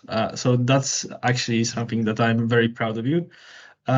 Also, you from the last time that I seen this plan, you introduced different facilities of this plan, like a citadel and the sage wall and serenity springs, etc. I don't recall them from our classes, but you know that's a nice addition, and I think it really works to your advantage because it enhances your whole story. It's more coherent, it's more interesting.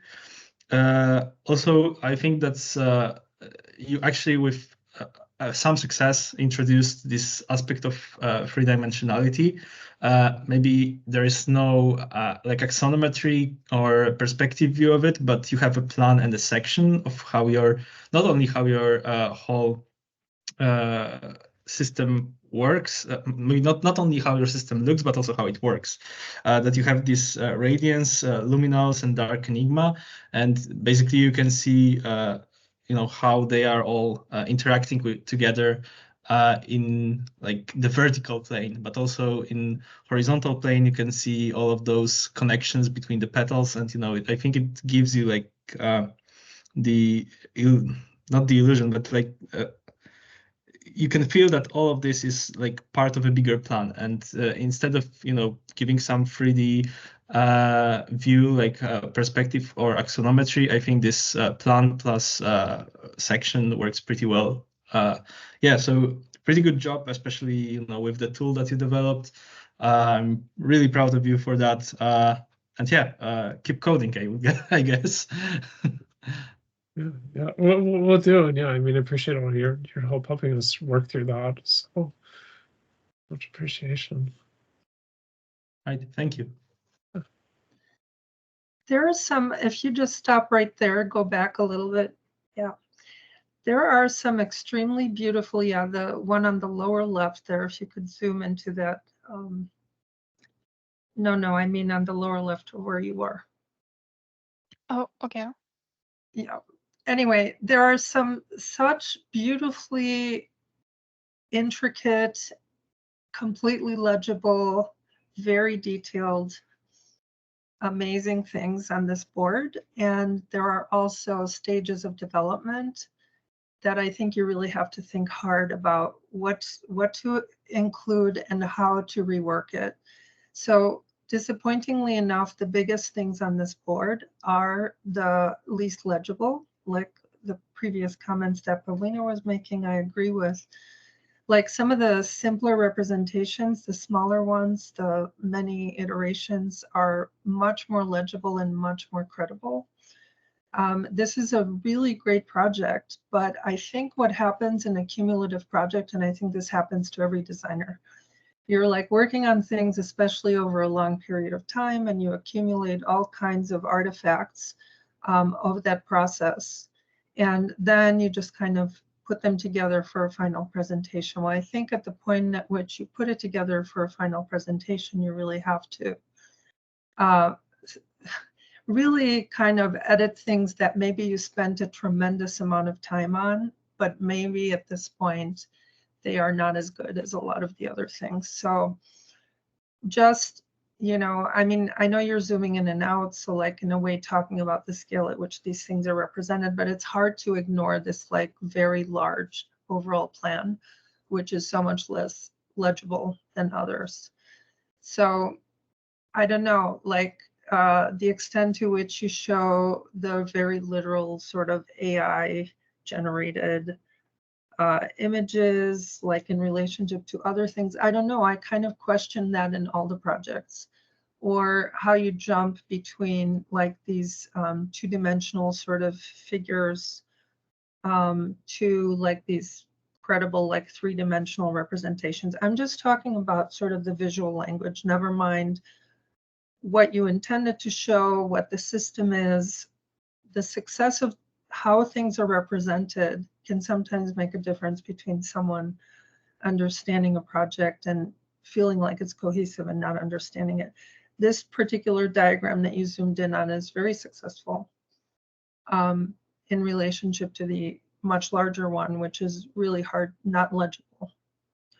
So I really encourage you guys to kind of develop a skill for editing, even if it means editing out or doing a lot of post-production on things that no longer work in the context of the big picture.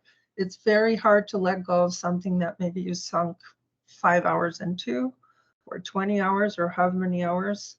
But sometimes it's really necessary, because otherwise you kind of sacrifice the whole coherence of your project just in order to kind of hang on really tight to something that you love just because you spent so much time on it. I think this is not just unique to students. I've seen this in every professional office that I've been in, and in almost every class that I've taught. So it's kind of an important issue. What do you show at the end, and how do you say the story? Thank you. Thank you, then. Thank you for the comments. Thank you. Great work, team. I just want to add like a small comment because I really enjoyed your color palette and the overall map here. I just wanted to say that something that didn't fit in, and it would be like a critique for your final presentation, is when you go to your final map, your amalgamations, because I enjoy your catalog individually very much. Like if you go just to your catalog, that is a very interesting one. But when I come to your final map, it looks like it's stamped like in a regular fashion. It doesn't have any it's very uniform at the moment. So this identity is lost there. So this clustering can be reworked and can be brought like a more variety to your overall map, because the networks are really interesting. And I mean the individual maps, the build-up sequence that you were showing was very interesting. And I thought that was lost when you tried to bring all those layers together with the public spaces and your amalgamation clusters. So that is something I think you can work on for your final presentation. But overall, I really enjoyed the palette. Thank you, Eva. Okay, moving on to the next team, A5.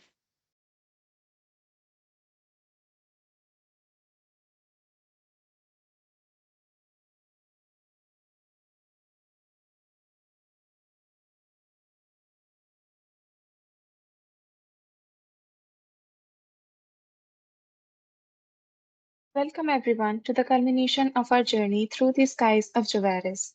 I'm Hina Chaudhary, and I'm joined by my teammate, Marin Elena Jacob. Today, we explore the master plan of Ethereum Expanse, a testament to the harmonious coexistence of diverse civilizations. In the boundless skies of Joaris, two distinct races thrived in stark opposition. The Aerialis, avian creatures with wings spanning entire city blocks, lived in serene, floating abodes high above.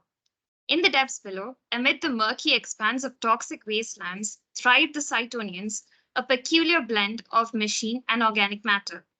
Their existence was a testament to adaptability, their society forged in the crucible of relentless industry. For decades, these two factions had been locked in a bitter feud, each vying for the scarce resources that Joaris offered. Amidst the turbulence, a glimmer of hope arose from the minds of a few daring scientists. They envisioned a creature that could bridge the gap between the avians and the cyborgs, a being that could thrive in the harsh climates of both worlds and created Skylar, a unique hybrid. Skylar had wings and legs inspired by the Aerialis, skin that converted toxic gases into cyber energy, and they were reinforced with the advanced alloys and propulsion systems of the Cytonians. The hexagonal rock formations of Shivering Abyss, shaped by toxic gas emissions, testify to environmental alchemy. Luminal Heavens, the dwelling unit, is a pinnacle of architectural prowess and functional elegance, featuring a textured shell, illuminated skylights, and smooth internal geometries. Powered by a central cyber energy source, it converts toxic gases into usable energy distributed through microfibers, nurturing luminal flora. In creating Shimmering Abyss, Luminal Heavens were strategically formed into distinct clusters. Ground units blend seamlessly with the environment, while towering edifices offer breathtaking views. Bridge units span the river, facilitating connectivity, and the cyber energy matrix sustains the dwellings, embodying Skylar's vision. At the heart of the design, the Serenity Helix symbolizes unity between the Cytonians and the avians. Within the heart of the Shimmering Abyss, the Aerodracon soared with majestic precision, its retractable wings folding as its powerful digging arms unearthed precious resources. Nearby, the versatile Spectroglide transitioned effortlessly between passenger and cargo transport, gliding along the cyber energy monorail. The city's intricate transit network, featuring an elevated monorail for public transport and a sophisticated two-tiered system for private vehicles, seamlessly integrated with hexagonal docking stations, ensuring fluid movement and fostering an unbreakable bond among its inhabitants. Today, we explore the intricate master plan of Ethereum Expanse, a marvel of urban planning that integrates the innovations achieved by the residents of Joaris. From the ground up, this city is a testament to the harmonious coexistence of the Aerialis and Cytonians, epitomized by Skylar's vision. At the foundation of this master plan lies the Cyberterra domain, a sprawling layout of land and water marked by the wastelands below. These areas, once desolate due to the Cytonians' relentless industrial pursuits, bear the scars of overexploitation and environmental degradation. The toxic gases that linger above these wastelands form the cyber haze stratum, a dense, omnipresent residue of the Cytonians' technological advancements. These gases, though hazardous, have been ingeniously repurposed in the city's design. Emerging from these toxic gases are the hexagonal cliffs, the Cyphium hexaforge, a unique formation created by the chemical interactions between the gases and the environment. These cliffs provide the structural foundation for the city's development, forming a rugged yet stable terrain upon which the city's infrastructure is built. It is on these cliffs that the amalgamations take root, blending seamlessly with the landscape and harnessing the latent energy within the gases. Next, we encounter the cybernetic neural links layer, a network of energy pathways that thread through the land areas. This cyber energy is derived from the toxic gases. It powers the entire city, ensuring a sustainable and efficient energy supply. These neural links are the lifeblood of Ethereum Expanse, fueling everything from residential areas to public zones. The Shimmering Abyss layer is where the cyber energy-powered dwelling units cascade down the hexagonal cliffs, forming the heart of the community. These neighborhoods, a blend of fully grown and growing areas, occupy the Shimmering Abyss, each contributing to the vibrancy and dynamism of the layer. The data collected from the height map using C# was used to locate the higher regions on the map by analyzing the color data. The denser areas were then identified to locate the neighborhoods, positioning them closer to the shore. These amalgamations represent the life of the city, offering residents a unique living environment that integrates with the natural and engineered landscape. As the vibrant glow of the cyber energy illuminates the night, the shimmering abyss becomes a beacon of innovation and harmony in the vast expanse, showcasing the boundless potential of Javarian society.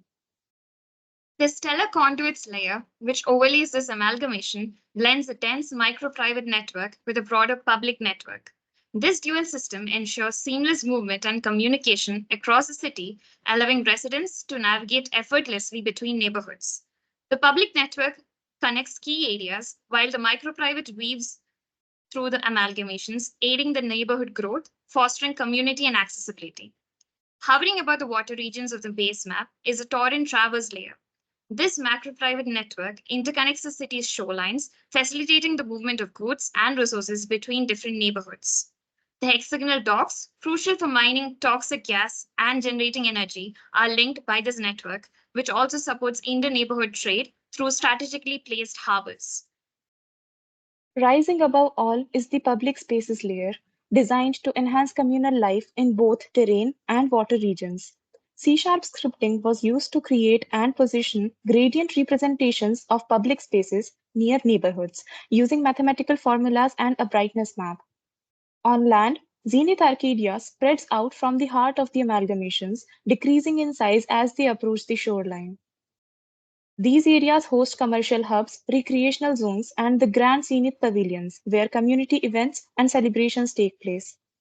On the water, the Harmonia Sanctum symbolizes tranquility and provides recreational spaces for residents, acting as serene retreats amidst the bustling cities. Together, these layers create a cohesive and dynamic cityscape, each element meticulously planned to foster harmony and sustainability. As we delve into the final master plan of the Ethereum expanse, we witness a city that not only thrives on advanced technology, but also celebrates the unity and diversity of its inhabitants. Here in this extraordinary realm, the brilliance of cyber energy intertwines with the pulse of nature, forging a sanctuary where hope, unity, and coexistence flourish. The Ethereum expanse stands as a shining beacon of what a community can achieve when diverse beings come together, bound by a shared vision of brighter, more harmonious future. Thank you.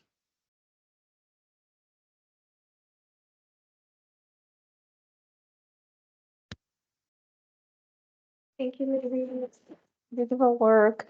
I really appreciate, like, I think that you were one of the really most successful teams in explaining the logic, like on deployment, how you were using really like, you know, the knowledge that you're gaining from chapter 5. So I think that this has been very, very successful, like the way that like you're showing all the progress, the work, like the layers and the consistency that like you're working through like the map. So I really appreciate that. Thank you.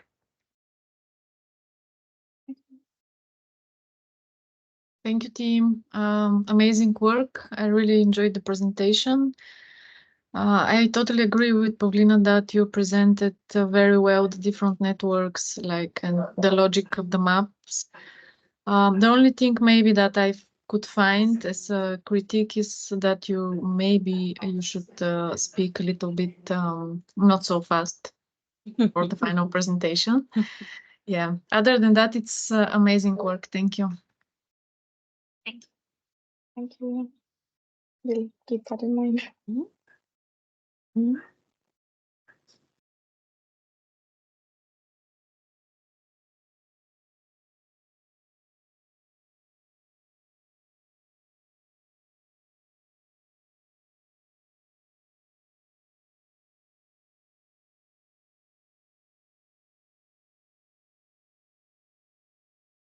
Not, I can jump in. Thank you guys, and I really appreciate the work you did in this chapter because you're very consistent in deriving these networks. You even went ahead in your explorations and then came back to these and you developed and keep on developing the logics there, and everything just made on point after even adding the layers of the discreteness in the water body, and it could be distinguished in your map. So the concept came out really well. And I also appreciate a lot the logics that you used from the coding to get your public spaces. Those were really artistic. Yeah, these ones. And even in the progress, there were some very nice iterations that you achieved. So overall, it's a great success. And I believe you very well explained overall the chapter and the process you followed in this chapter. So yeah, great job. Thank you. Hey guys, Hina, Mary, nice to see project. Great job there, but I think it is a little bit over-cluttered. So, for example, when you showed the public spaces, right, the geometry that you chose to emphasize it clearly is over-cluttered because you have 2 layers there already, right, with the different scale of basically tessellating the space with those mandalas that you were able to produce. Apart from that, yeah, it all makes sense. It's just, once again, it's too much, right? So here, clearly, it's too much going on there. And I guess just, well, it makes the hierarchy unclear after all. And you know, there's no wonder it's quite a hard task at hand because you have such huge complexity there. So I think if you need advice, I would say it would be great, you know, just take a look from maybe a little bit far out, right, and see what does not really convey too much meaning. Maybe you know, just yeah, maybe we can put it that way. It's time to do some cleanup there. And another thing is the thing that I've already mentioned today. It doesn't really matter what kind of technology you use there. Meaning, you know, what kind of PC you were running your visualizations, for example, and what kind of programming language were you using. It's not a part of the story, really, right? It's just the tooling that you've been using. So I would say try focusing more on the story because you're telling a great story. It's once again, it's like with code, right? We don't want clutter. We don't want unnecessary comments. We only want to know what is relevant. And yeah, that's probably to some extent you can think about it as, you know, as getting closer to something beautiful, right? So beautiful things are just enough. And yeah, good luck with that. Anyways, yeah, I really like the project and I really like to see the fruits of your effort. So thank you for that. Thank you. Thank you. I Really appreciate think- all the comments. I think there's an opportunity here for you to explore the network above, right? You recall that the torrent traverse. I think there's an opportunity for you to add hierarchy. I know that it's like in the air, but what is it connecting? Maybe you can have there a little bit of a hierarchy between those networks. And I think the way that you populate that network with the pieces are very successful. I think they are a little more successful on that network than on the main network with yellowish amalgamations, where maybe you can add a little bit of a gradient there, so that they don't like be like this very large piece of land. Maybe there is a gradient there that makes the piece a little bit easier to read. And I agree with your comment that maybe the network, the red network is a little bit too overwhelming, but nonetheless, I think the map looks great. And I think the way you showed the public space is very, very successful. Thank you. Cool. Thank you, team. Let's move on to the next team. Great job. So we have P7. Hey, everybody. Thanks for having us. My name is Kirk. I'm an artist out of Colorado. And I'm Gina. I'm a graphic designer in Boston. Welcome to the Tale of War and Music, the prequel to the tale of Seraphina. In a quantum burst, a strange and enchanted tree sprouted from nothing into existence. Suspended in an asteroid belt floating in space, the tree began to grow, an autonomous planet fueled entirely by a life force that flowed from within it. It's unclear how the tree came to be, but lore suggests it emerged from the harmonic resonance created by the sheer chance collision of two asteroids. Through their resonance, the tree came into existence. In the vacuum of space, the tree blossomed and gave birth to an array of strange and mystical creatures. Among them were the Verde.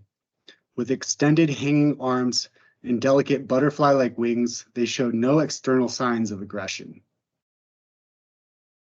In ancient times, under the canopy of the great tree, beneath the verdant skyline, tranquility reigned. Suspended in an idyllic existence, devoid of predators and marked by a lack of carnivorous instincts, the Verde evolved into harmonious creatures, harmless in their isolation. The Verde spent their days foraging for delights from the nearby asteroid belts, reveling in symphonies, crafting new musical melodies. However, the dynamics of their symphonic existence took a complex turn with the discovery of quantum music. Danger arose when the Verde forged the first quantum harp from the extruded sap of the Great Wise Ancestor tree. From it erupted quantum music, a hyperbolized frequency that heightened the Verde's experience of beauty, desire, and above all, power. While music manifested reality, quantum music granted the power to manipulate it. The climax of this discord arrived when the Verde of light radiance developed the first quantum tuba. With only 2 notes, this mighty instrument laid waste to most habitable enclaves of Quantiscape and nearly killed the mystical host tree, leaving architectural ruins that were uninhabitable. Following the Great War, disparate societies rebuilt from the ashes. With their differences still unresolved, they conceded to build forward, despite knowing their fundamental values could never align. For now, it was best to put these differences aside and to never use the tuba again. Much time was spent developing novel networks. It was a time for testing ideas. Some were incredibly beautiful, but in the end, 3 distinctive patterns emerged. The inner tree network stood as the foundation for the whole realm. Luminalis built their networks from the base of the tree, while the Dark Enigma built theirs from the top. The inner tree network, developed by the peace-loving, idyllic Verde, long before quantum music, carved deep within and traversing most of the tree, it buttressed the infrastructure of all 3 societies and connected them all from within. Even in opposition, Luminalis and the Dark Enigma agreed to keep the inner tree network alive and functioning. However, atop this network, each built different systems that reflected their own cultures, music, and values. The music of Luminalis enabled the construction of a highly efficient city system atop the inner tree network. They built an expansive network connecting their cities in a practical and efficient manner. This network also extended outward into the wild outskirts of the Gypsy Verde in order to establish trade routes for various goods and services they provided. They built many cities, like the capital of Luminalis, throughout the region. Luminalis separated their city plan into canyon cities, working class exocities, and agricultural hubs. Using the logic of k-means to locate the central points and cluster around them, they created systems that could be replicated and expanded as their society grew along the tree. Atop the tree expanded the network of the Dark Enigma, foes of Luminalis. Intertwined in strange and winding paths, the music of the Dark Enigma Verde was completely incompatible with that of Luminalis. The architecture of the Dark Enigma was characterized by spiraling musical academies. These mysterious buildings were quite beautiful from the outside, and no outsiders were permitted to enter, shrouding their inner purpose in mystery. Trading hubs were established all over nearby networks that reached the public space as the need for goods and services was universal. As the last generations that remembered the Great War were dying out, Luminalis and the Dark Enigma had been quietly growing in their separate regions. However, there was a deep underlying threat of another world war breaking out. Then, in the quiet of the night, as the first rays of dawn pierced through the darkness, the prophesied child Seraphina was born, her eyes ablaze with an otherworldly wisdom. A bright and vibrant child with a penchant for music, she possessed an inclination to discover the long-lost chords from ancient lore that brought the great tree itself into existence. Could this unique melody unite the disparate groups? As the enigma of the discovered melody lingers, the quest for its true impact upon the realm remains shrouded in uncertainty. While many hold faith in its potential to unify Quantiscape, the reality of its transformative power remains veiled. It is a narrative poised on the precipice of possibility, where the resonance of this profound melody could either bind the realm in harmony or unravel it further into discord. Yet amidst this uncertainty, one truth prevails. The tale of Quantiscape, with its Verde souls at the helm, is far from its conclusion. In the unfolding pages of destiny, the hearts and minds of the Verde inscribe their own saga, uncovering the essence of their being and the destiny that awaits them. Thank you. Thank you. Thank you, guys. Really nicely put presentation. I love like the storytelling. It's very imaginative.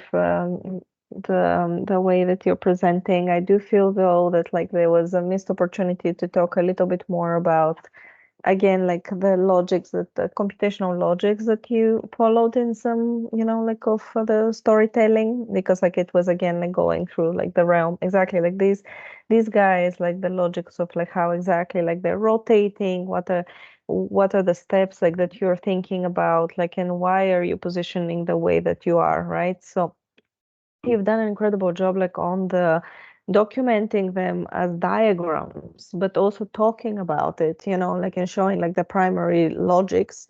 It's also as important, right? So maybe, I don't know if you would like to just walk us through them a little bit, like to give us a little bit of a glimpse of that world. Sure.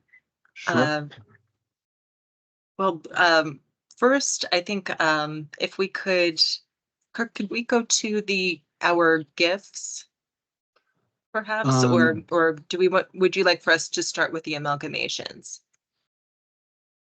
Pavlina, it's helpful for you guys like to just tell the like a little bit of the logic of like how you're deriving to those logics. Just for the amalgamations. For the amalgamations. Okay. Sure. With some of these in particular, the idea was that there was expansion and growth, of course. And so a lot of the Dark Enigma was, the concept behind it was that it is reaching out and it's reaching, we had to cut a lot of this out of the narrative, but that it was reaching for a crescendo. And, a lot of this was sort of evaporating. And so like the choice to, for permutations to be spiraling, and part of it also, part of the logic that we also instill in this, in that whichever actions may be, that there are musical components that we add. And this stems from chapter 3 with the amalgamations from that chapter focusing on triads and scales. So a lot of that was implemented into creating some of the amalgamations.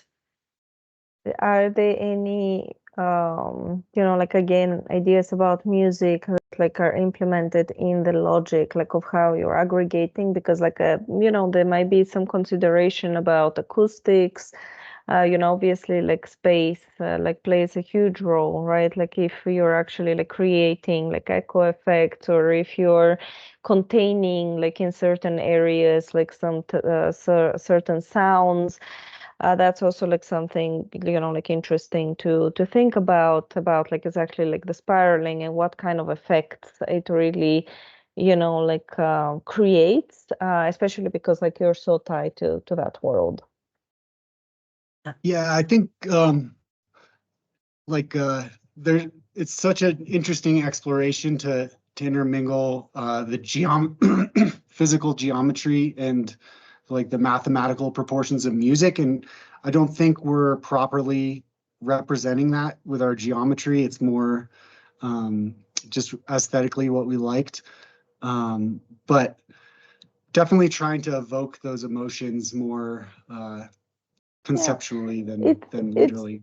It's still not late, you know, like again, like to look into like some opportunities, like to understand a little bit better, like yourselves, your own project, right? Because like again, like with these spirals, like it does mean that probably like if any kind of like music is happening like in the central cores of the spirals, it means that again maybe you're unable to hear it, but then like, you know, what does that experience mean, like as you're, you know, rotating and like around like those spirals and experiencing the space in this way. So that might be like something to think about like in the next stages, and see if there is an opportunity to you know, tie it with like some of the storytelling. But well done, guys. Really well done. Well, thank you. Thank you. Yeah, cheers. Thank you.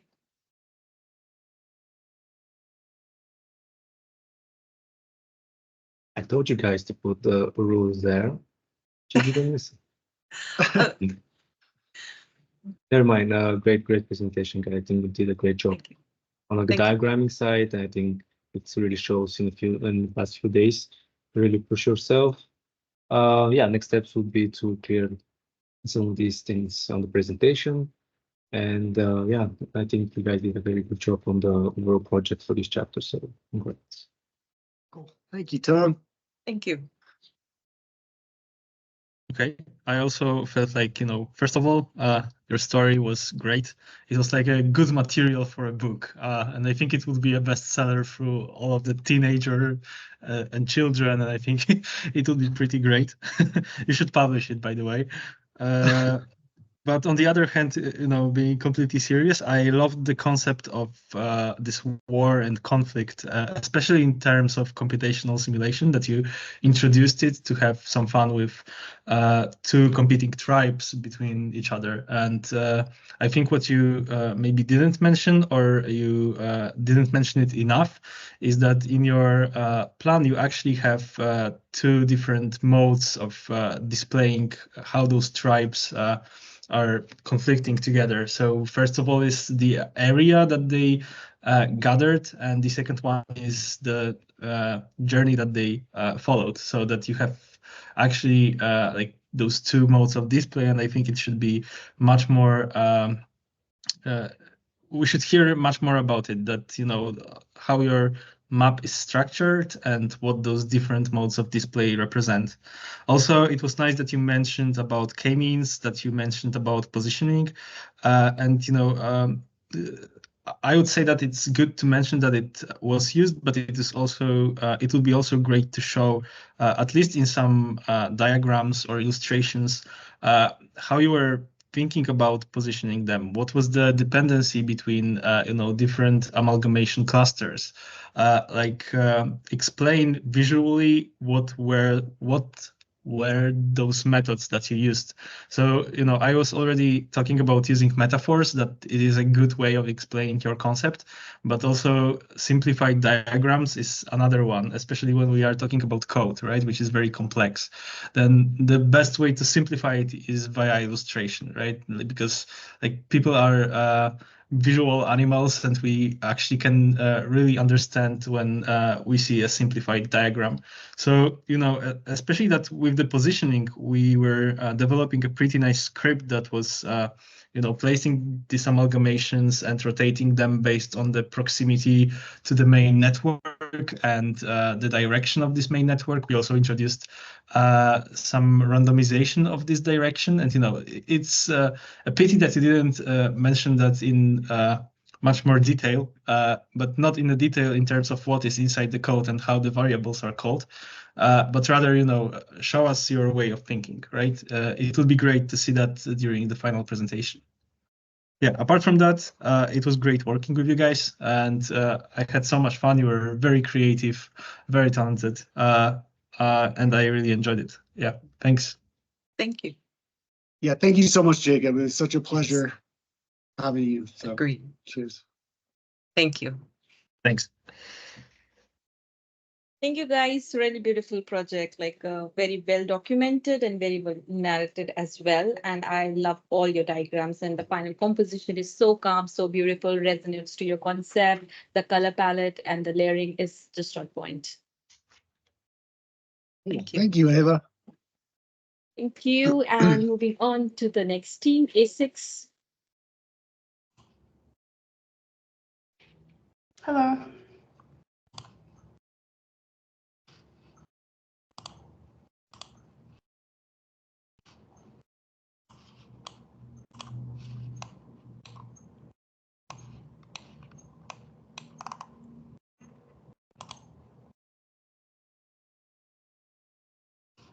Hi everyone.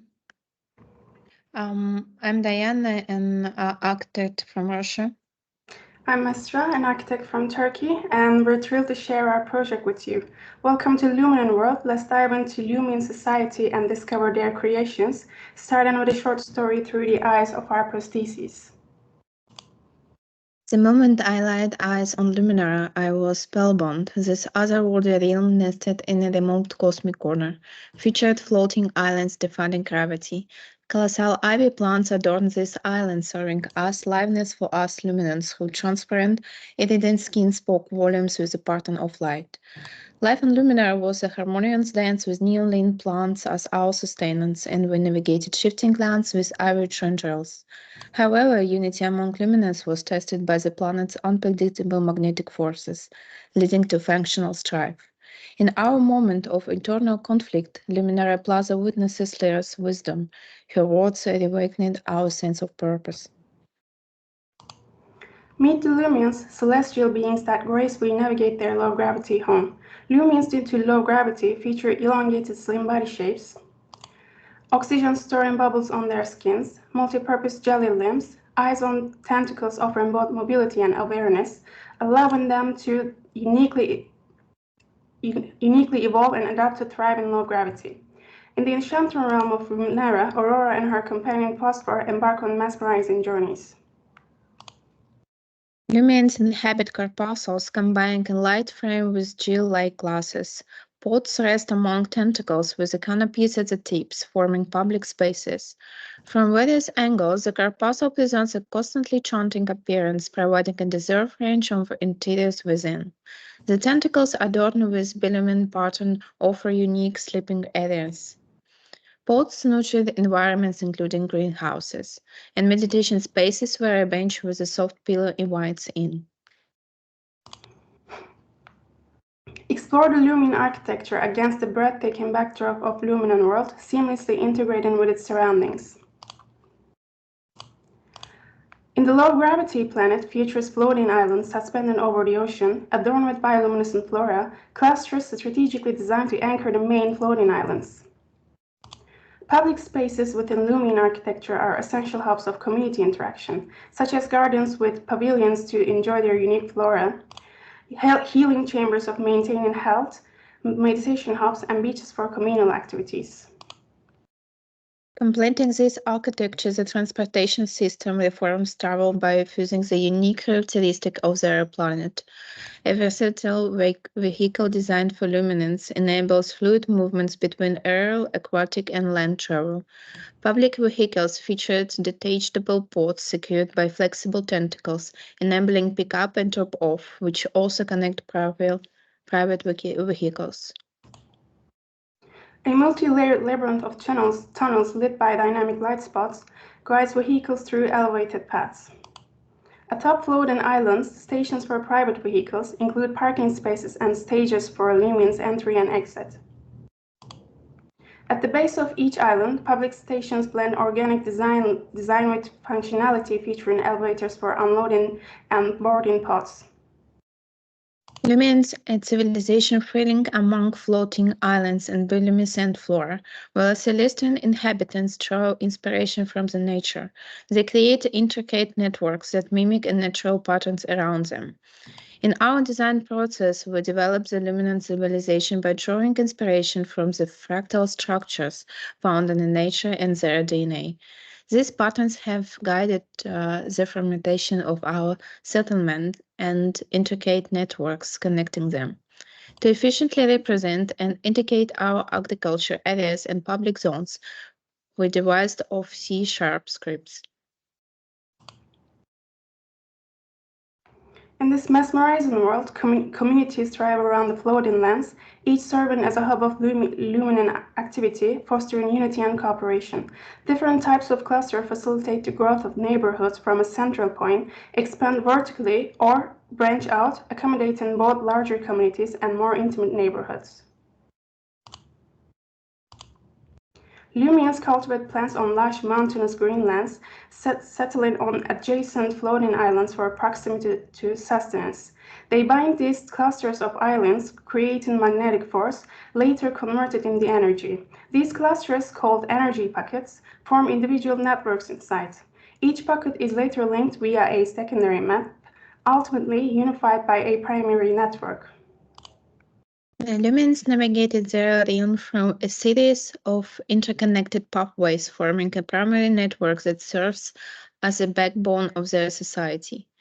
The base map shows the foundation layout of Lumen world, depicted the core geographical features and the initial setup for the floating islands and primary networks. Floating islands are essential for Lumen life, primary habitat for luminance, showcasing their unique adaptation to this environment. Agriculture in Lumen world involves neon plants that serve as the main sustainable source for lumens. These plants are cultivated across various islands, ensuring a stable supply of nourishment. Lumians settle on floating lands close to these agricultural areas. Using their unique amalgamations, they fixate clusters of floating islands together, generating a magnetic force which they convert into energy, known as energy packets. The packets network consists of smaller, localized areas that serve as communal hubs, facilitating interaction and cooperation among different Lumian groups. The secondary network offers extra routes and connections, supporting the primary network and ensuring resilience against environmental changes.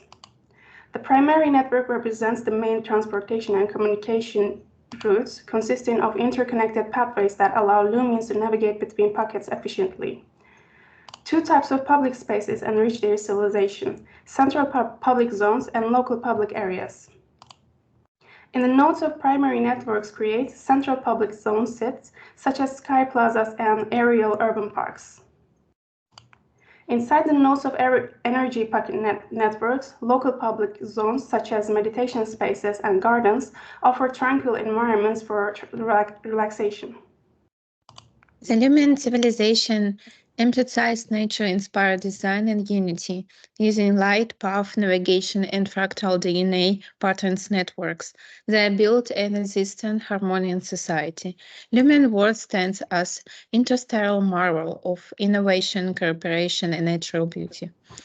Thank you for joining us in this adventure, and we're looking forward to see you again in this fascinating world of Lumen.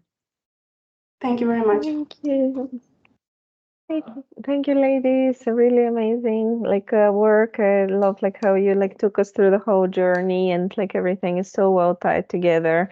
I love that like you're like working with these like different islands and interconnecting them and the logics behind them. I feel that like the whole like system is working very beautifully together, and like you're really like having so many different layers and different like logics that like you're interweaving like very successfully like throughout the project.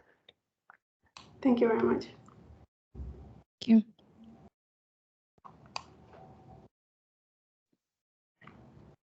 Thank you, team. It was amazing presentation. The storytelling was very nice.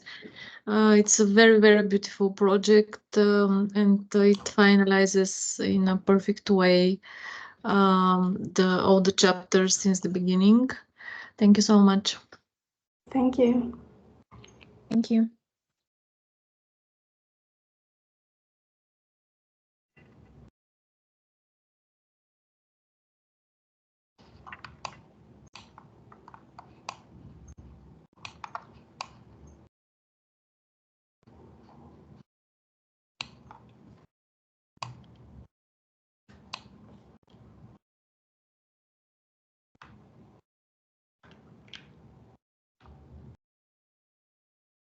Yep, I could jump in. Yes, I agree with all comments from Pavilions. I think the project is great.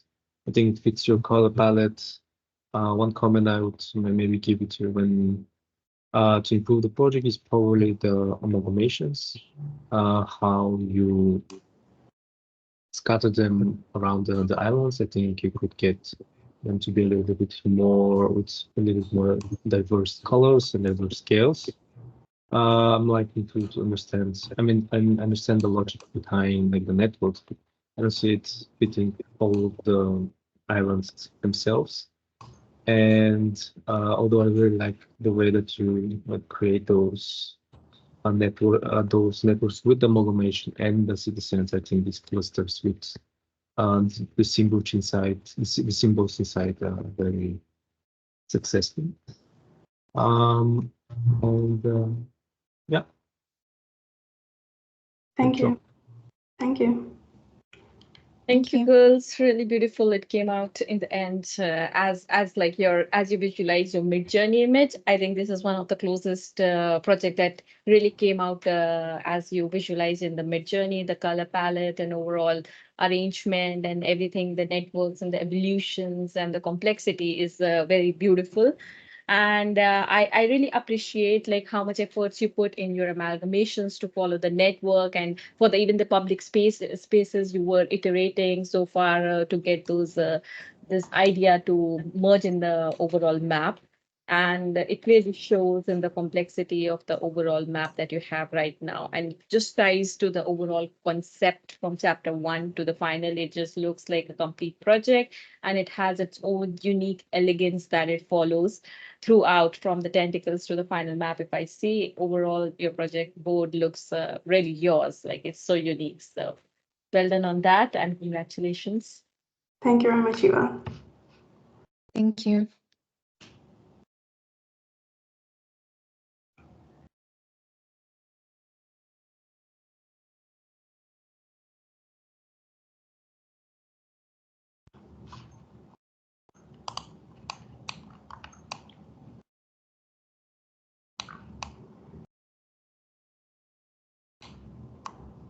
Kirill, Kuba, any last words, last project for the day?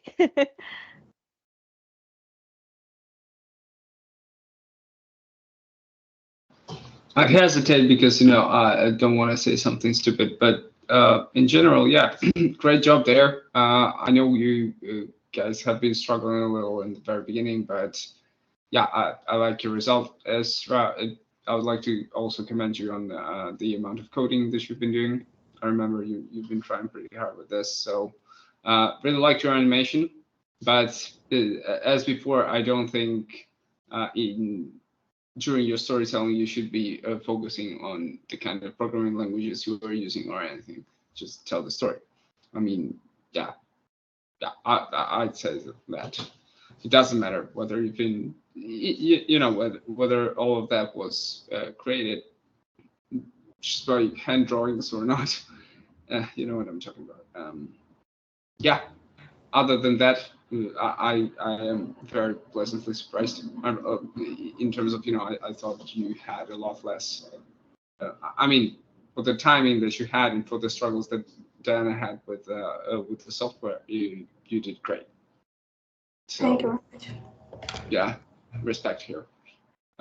Thanks for that. Thank you.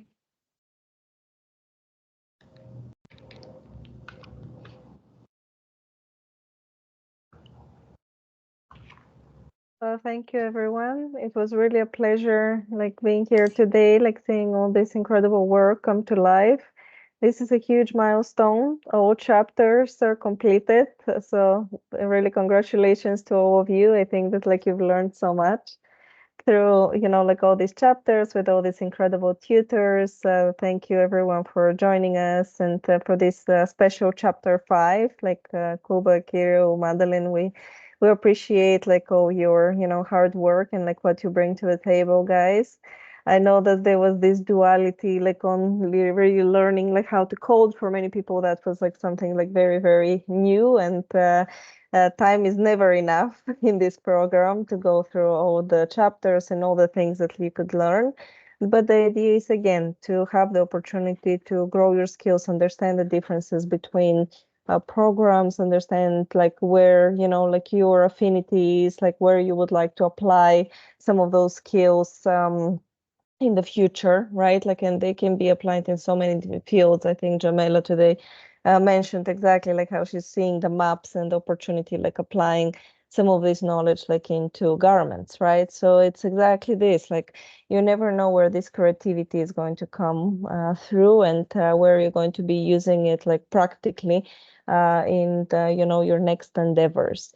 Next phase is going to be the VR lab, super fun endeavor.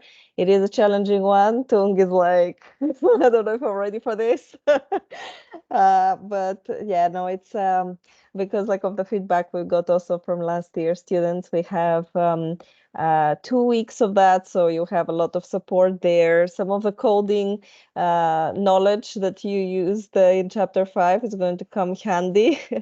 And I think that like after that, like it's going to be like balancing then like the final presentation and the thesis, where you saw like a lot of the feedback that you were getting today was exactly about like how do you connect those, right?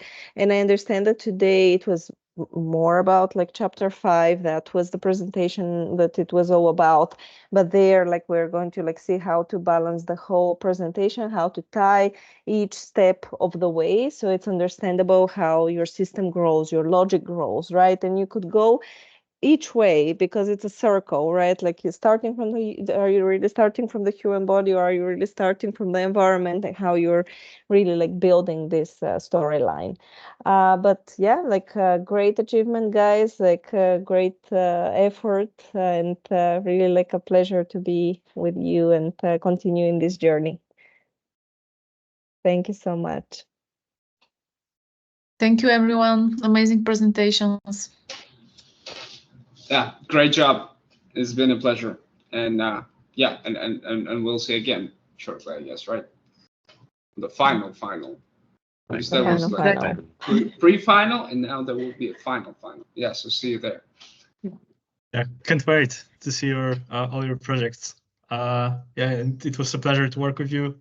You're such talented and creative people. My mind is blown. So yeah, can't wait to see your final results. The finalist. And don't use ChatGPT to generate code for you. Right, your own. What? Sorry, it's your fault, guys. You know, I would have never said it just without a reason. So those of you, you know, it's not addressed to any particular person. Using It's the latest way to generate code. Yeah, but that's the reason we've been talking about it. It's okay, you know, to use it. It's okay to use tools. It's just don't replace your thinking with it. That's all I would like to yeah. yeah, that's what I would like to tell you in the very end. Yeah. It's Sorry, only I'm trying okay. to say this without cursing. It's just not that easy. But you, all of you, you've been doing much better when you were writing your own code, even if using the stuff. It's just, you know, it's changed the scene a little, and actually massively. And yeah. So good luck in life. I mean, no, now I'm getting too far. So see you next time. Yeah, it's just it's too easy to get carried away with this topic. Yeah. I hope you're not recording anymore, because I know you will. We are. You are. Okay. Okay. Yeah. Now they will lock me up in a mental institution. That's for sure. Cool. But nevertheless, yeah. Good luck to everyone, and I hope they will look me up after the final, so I can take a closer look at your projects. Yeah, that would be great. Peter, we know you mean the best for everyone, Yeah, and we know what you mean, so we appreciate like the feedback. Thank you so much, everyone. Take care. Bye bye. Thanks, guys. Bye. Hi, everyone. Thank you, everyone. Thank you, Thank you, guys. Jacob, Madeline. Thank you so much. You guys Thank you, rock. everyone. See you Thank you, around. everyone. Thank you. Bye-bye.